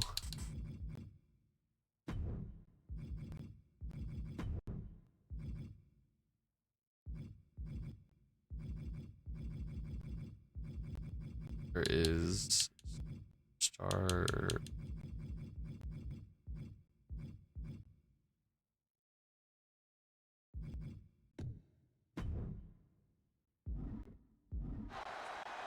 Oh, it's Samantha James is at 10. Oh my god. Guys.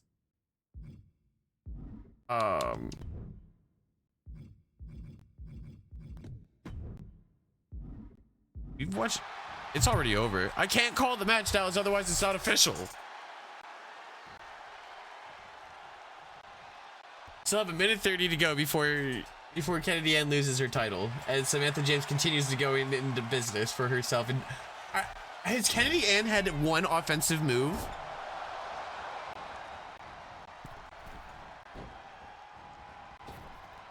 Bro, this feels like playing 2K after you guys have been running matches for an hour, and I haven't played in like 2 weeks.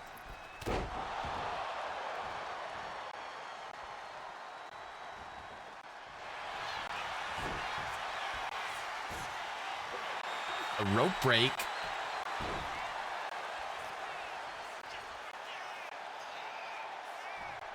If Kennedy Ann gets one pinfall, I will say she's still the champion. She's the champion in our hearts. I don't think she can. With 30 seconds to go, can she get 10 more pinfalls to tie it up?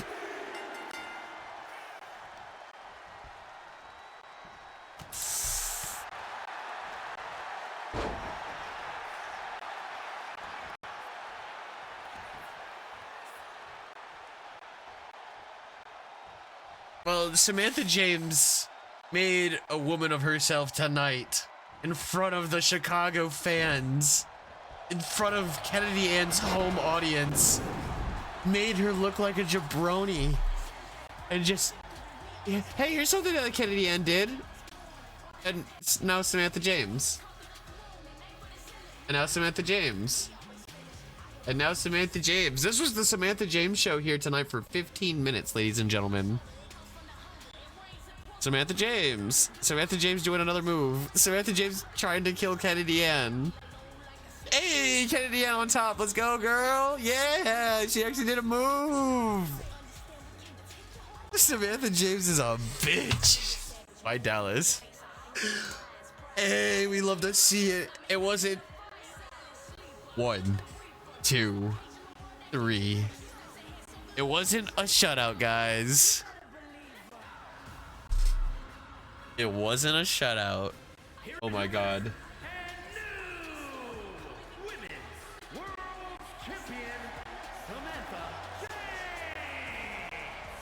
Samantha James, now a two-time women's world champion here in TWF. Holding that strap with honor. We don't count that as a title change. We're gonna count it as a title change. She literally killed her. Samantha James just killed Kennedy Ann. That ambulance that we were going to use for the ambulance match between Cole Danielson and Big Red Benson is now being used to take Kennedy Ann to the hospital to make sure that she is still okay.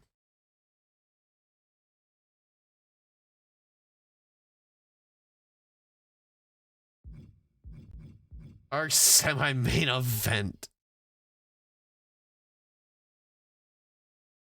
Matthew James versus Dylan Storm. The Core versus the James Gang. Who will win? Will it be the James Gang of Nick James and Matthew James, or Dylan Storm and Cody Storm? Brothers versus brothers. These brutal enemies collide together. Matthew James chasing after those tag team titles, something he's never fucking done, as I forget to turn on entrances. Let's also get a prediction going. Samantha James really just killed her. Oh my god. You guys, oh my god. TWF tag team titles. The James Gang, the Core. Get your channel points ready to throw them in. As the prediction is chat booing you. Still gonna... I was gonna say still gonna do it, even though it's advertised that it says we're gonna get this ad. We're gonna run this quick ad here, ladies and gentlemen. There was yes, Matthew. This is a family-friendly show, and your sister did that.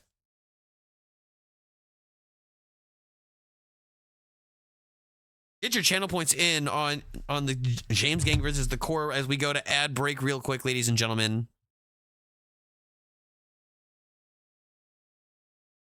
Reverse. All right, we're doing that as we go into ad break, and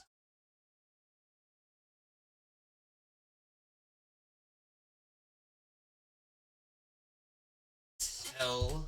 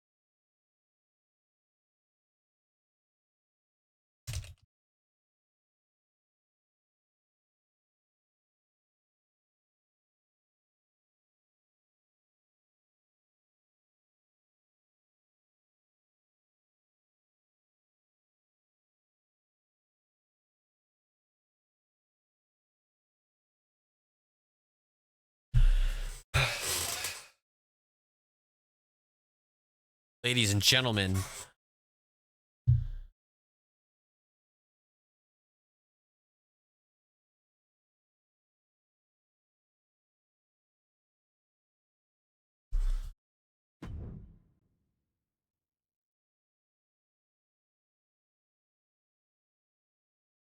Ooh wee baby.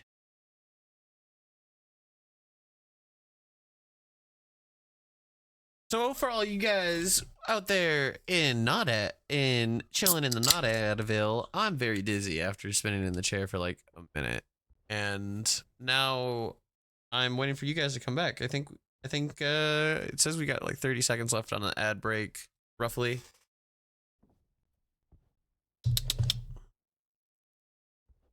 But you know, James Gang versus the Core. This is a historic match. Will the James Gang actually get this win here, or will the Core? Damn, Dallas rubbing in the fact that he ain't got ads. That's crazy. The Core, Dylan Storm and Cody Storm. Historic loss for the Core, you mean? As we're back from ads, we're going to start this matchup. Our semi-main event, a Hell in a Cell tag team matchup between the Core and the James Gang, as the James Gang hunting for their first ever tag team titles. They've never won them here in TWF. They've won so many other prizes. Matthew James, a multiple-time world heavyweight champion. He is he holds the record for the longest TWF World Heavyweight title reign, holding it to the very end and vacating the title on our last episode of TWF in 2K24. He said he wanted to win the title back in a tournament and he wasn't able to do it. And he said, well, now that I'm not the champion, I want to do something I've never done and try to win those tag team titles. And he's come so close so many times since the start of 2K25's TWF on 2K25. But they have just kept eluding him. A year in the making, ladies and gentlemen, as Matthew James has been in TWF for over a year, ladies and gentlemen. One of the longest tenured wrestlers here in TWF, along with Dylan Storm, Harrison B, a Cactus, and Garrett Rogers. But we saw some other long-time faces make a return. Brandon Galaxy back with a full head of hair after taking some time off.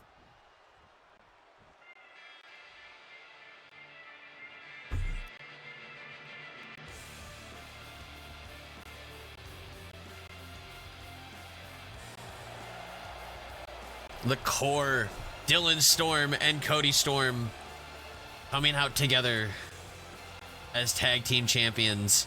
Will they leave tonight as tag team champions? They've talked a lot of smack. They've assaulted the James Gang after their tag team match. At a combined weight of 488 pounds.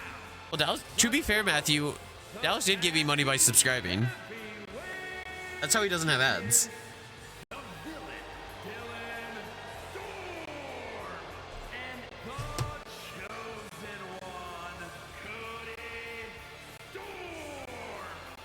Cody Storm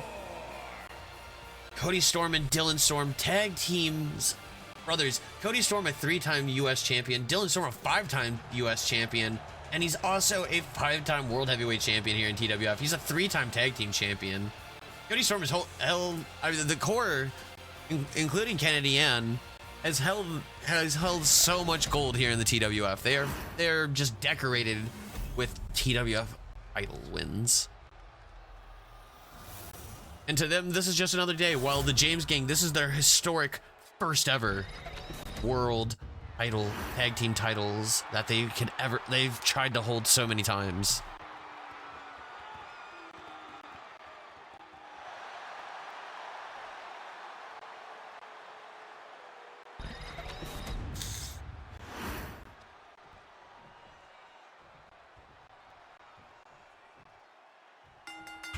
The referee calls for the bell. 60-minute time limit as these teams fighting tooth and nail. The James Gang starting off hot here, taking it right to the core of Dylan Storm and Cody Storm. Cody Storm wearing those green attire. Nick James wearing the white and black with the red in his hair, while Matthew, his brother, wearing the black and red attire.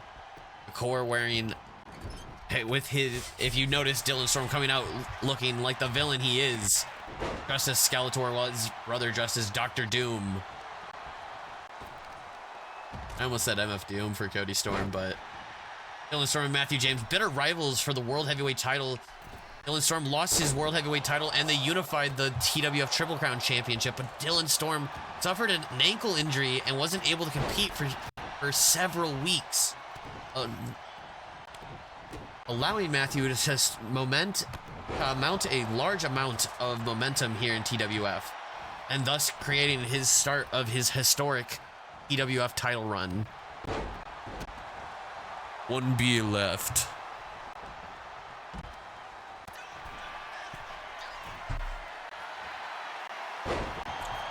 Matthew James looking down to Cody Storm. Nick James has fought Cody Storm many times as well. These brothers have met many times in TWF. The 4 longest members in TWF concurrently on TWFtv weekly making sure to always get involved in the action. These two guys have always made sure to be forefront here in giving you the best possible wrestling. But as this boiling point of a story comes to a conclusion, will it boil over for the core, or will they succeed in making the best gumbo ever here in this Hell in a Cell match against the James Gang? We see Matthew James teeing off on Cody Storm, getting a little funky with it, and a bionic elbow. Shout out to Dusty Rhodes. The big choke by Nick James here. Cody Storm and Nick James teeing off as Dylan Storm and Matthew James face off.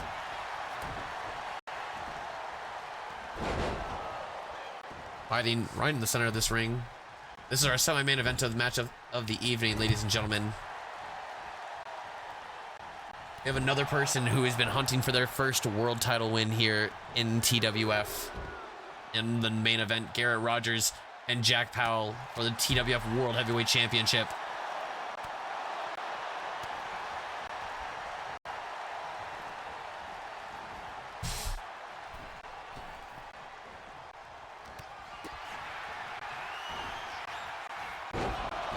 The big cutter by Matthew James.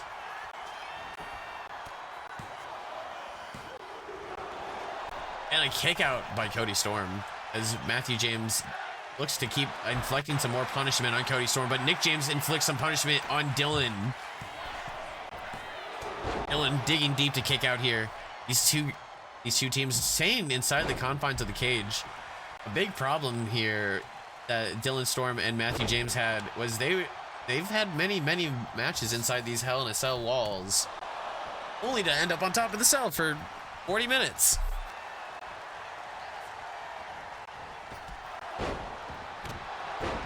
The big backbreaker.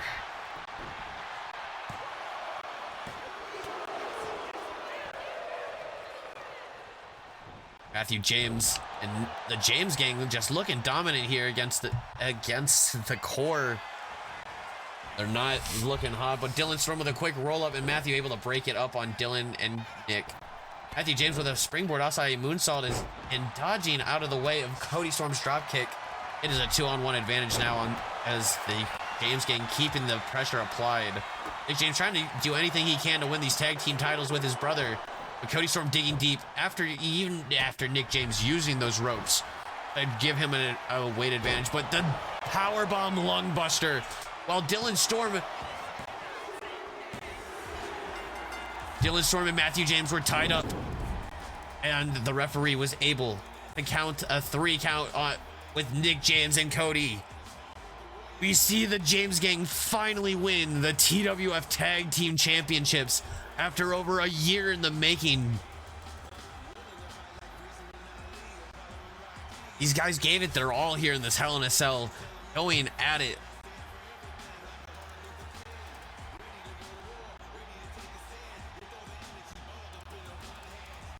Confetti's gonna start raining down as the James Gang wins their first ever tag team titles here in the TWF.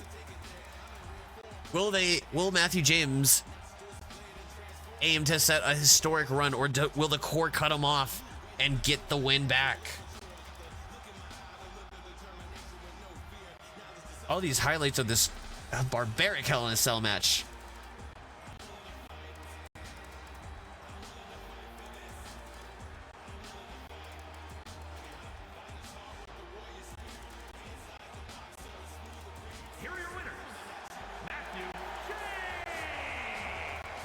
Matthew James, Nick James grabbing both the titles, handing it to his brother. They celebrate here in the ring.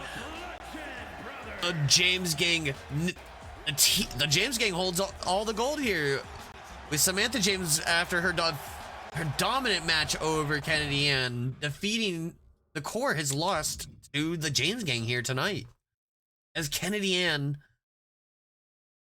she lost her title in a brutal Iron Woman match. The James Gang took that momentum and rode. The core sucked ass. Now our main event, will Jack Powell finally win his first ever World Heavyweight Championship, or will Garrett Rogers keep the title around his waist? Garrett Rogers, a man who built this company with his... I didn't fucking... Give me 1 second. I didn't turn on this. A man who built this company with the cactus. A man who has been around the block. He handcrafted this company and helped find all the viewers, all of you at home. He knows what it takes to be a world champion. But does Jack Powell know what it takes to be the world heavyweight champion here in the TWF?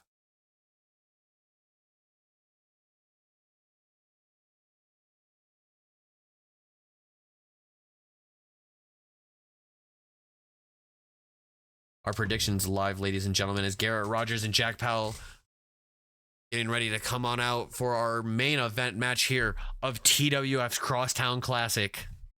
Live in Chicago.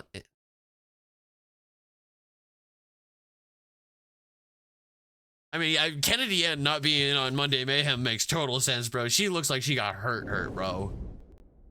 Cody and Dylan Storm, I understand. They might want to go help out Kennedy Ann and be by her side in her time of need after a very, very brutal injury. I guarantee you she has. Why she can't come in on Monday Mayhem. Pro Wrestling World's Heavyweight Championship. Our World's Heavyweight Championship on the line here at the Crosstown Classic live in the United Center. TWF is ready to get roaring and finish up its pay-per-view. Jack Powell looking to get his first ever TWF World title win. One half of the longest reigning TWF Tag Team Champions, holding them for a staggering 5 months. Specifically, it was 5 months and 14 days, guys. Jack Powell was a dominant force in the tag team division in 2K24, and he's back. He's hungry for singles gold, and he wants the world title. This is a man possessed, ready to do what it takes.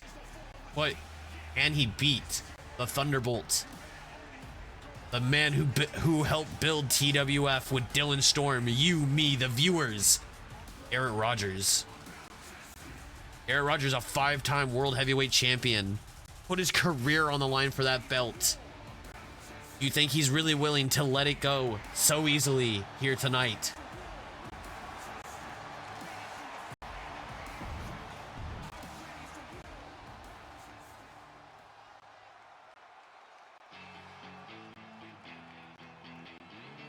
Leader of the tag team High Voltage, a 5-time World Heavyweight Champion, a 3-time Tag Team US Champion, and a 1-time Hardcore Champion. Garrett Rogers has done a whole lot in the TWF.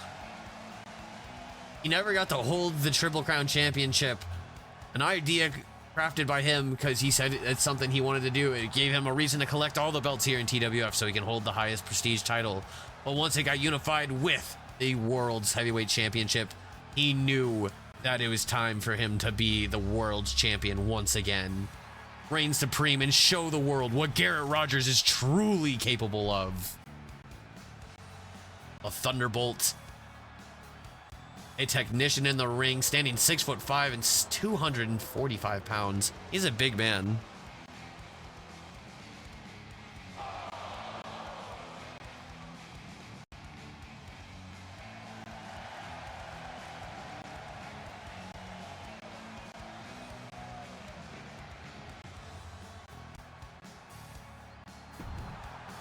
By the way, Dallas, this is the perfect time for you guys to choose if you want to be like a tag team anymore. You don't have to be a tag team anymore. I think we have a couple tag teams, and if not, I'm going to put Cactus in a tag team, make a tag team partner for Cactus or something. Give him something to do. So then we have another person. We have another tag team to fill your place. Weighing in at 265 pounds, Jack Powell.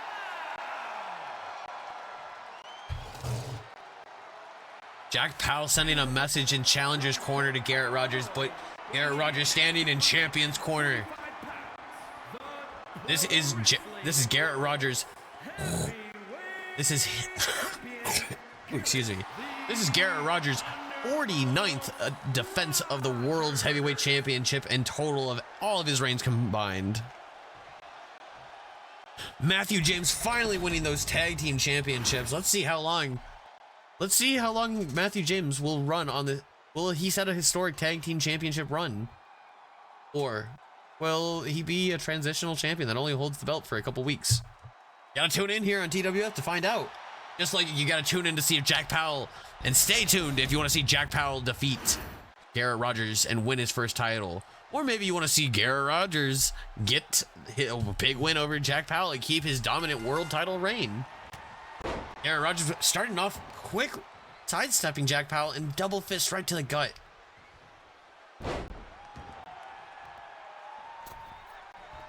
Springboard crossbody by Garrett Rogers and a kick to the back of the legs.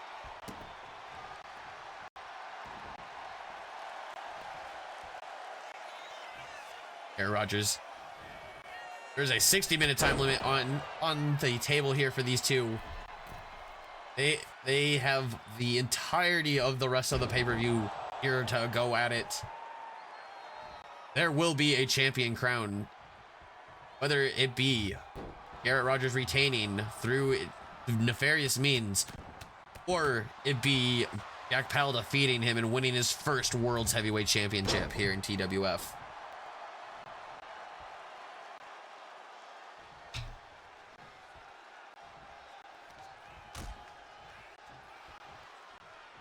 Garrett Rogers pulling Jack Powell up and dropping him a belly-to-back suplex right on the apron of the ring there. One of the hardest parts of the ring.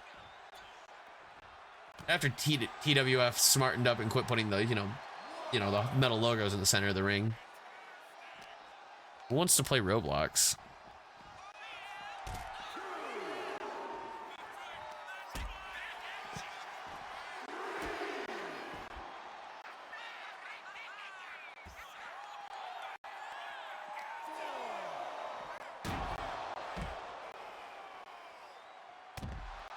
At Dallas, I like that. Referee at a 5 count here is Garrett Rogers and Jack Powell continuing their assault on one another. Just trying to keep the war going on these two brutal men. Set out powerbomb here tonight. On the outside, Garrett Rogers fighting, trying to give the fans here in Chicago a great view. Garrett Rogers from Chicago.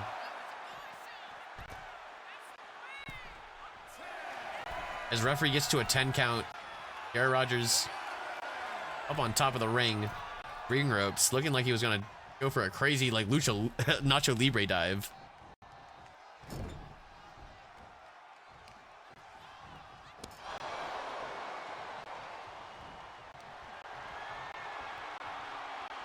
Garrett Rogers picking up Jack Powell and throws him in the corner for a power bomb. Only at 1 count is Jack Powell. Makes a big kick into the back by Garrett Rogers. Garrett Rogers, he's got to be looking for a crossface at any point.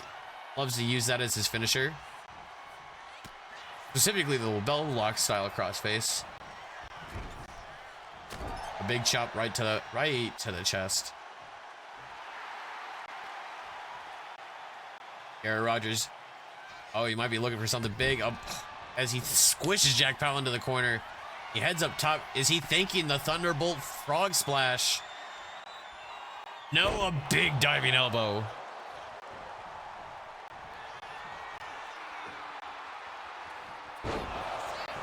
Garrett Rogers goes for his patented powerbomb and decisively just ends Jack Powell there in that matchup.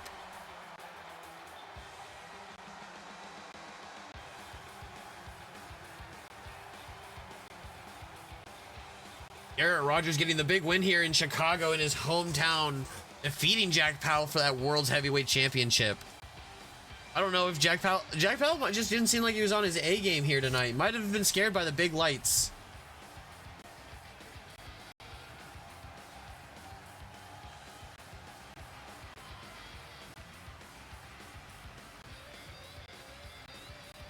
I don't.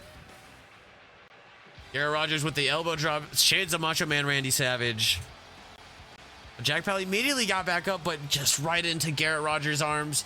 Puts him between his legs and stacks him up for the powerbomb. Garrett Rogers said, hey, man, hey kid, that's it. That's the finish. We're going home.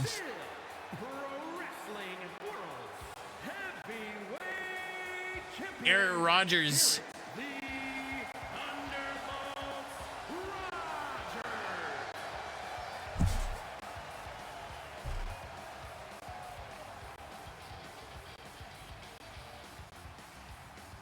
Matthew James, I feel like Matthew James winning the tag team titles was the feel-good story of the night.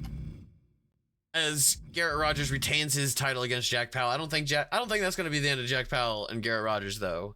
I think that just might be the beginning, ladies and gentlemen. Well, let's do a quick rundown of the show. We saw Bubba Electric, Brandon Galaxy, and Puerto Rican Thunder.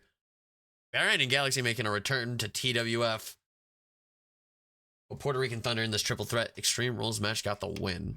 Amber versus Emily Mortis. Emily Mortis making her debut here to TWF. Amber getting the win over Emily Mortis here tonight. Doom Nimbus showing signs of the big salami here as Dennis Lawrence couldn't step up to Doom Nimbus in this one-on-one matchup. Jacob Morrison, your new television champion, defeating Captain Ripple. Captain Ripple injured with a neck injury after a big cutter by Jacob Morrison here. So the Dudley Boys in action against Truth and Consequences, where Truth and Consequences just keeps their winning ways. You know they're going to want to challenge the James Gang for those tag team titles soon. Richard Mason defeated Harrison B in the lights out match here tonight. What a brutal match it was, where it looked like Harrison had it until a big Luthez press. Referee called it due to knockout as Harrison was laying there in a puddle of his own blood on the mat. CC Prism and Emily Montana did battle for the TWF Women's United States Championship, which was vacant, and a new title being introduced here for the women to fight for. Bull Danielson and Big Red Benson had a Hell in a Cell match here to fight for the Men's United States Championship, where Colt Danielson finally put an end to Big Red Benson and his shenanigans.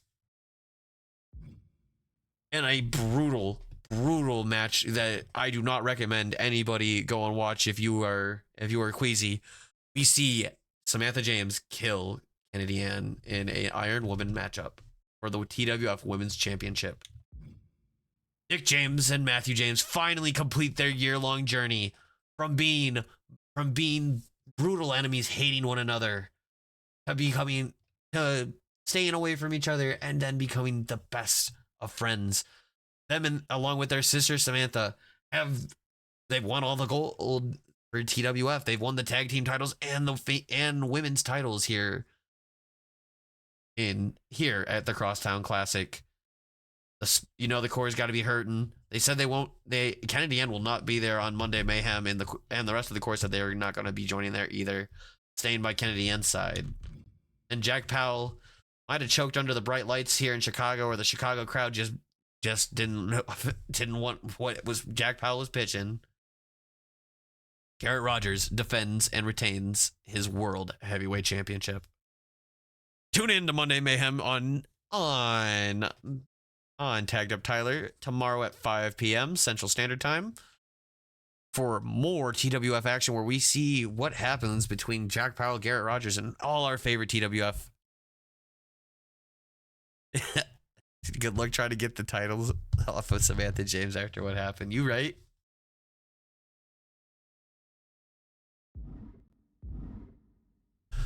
Guys, let's do a quick raid out, because I'm done streaming for the night. I don't think I'm going to be back.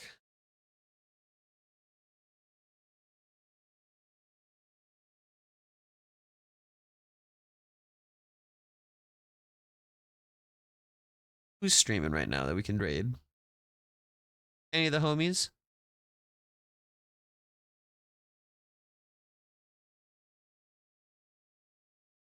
You know what? Bubba Electric is streaming.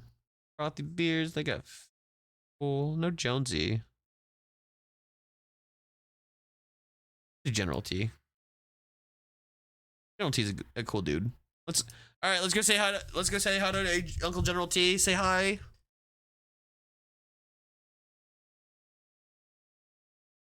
Come on, everybody, get in the car. We're gonna go say hi to Uncle General T, and then you don't have to say it long. You just come say hi. Come on, guys. It'll be fun.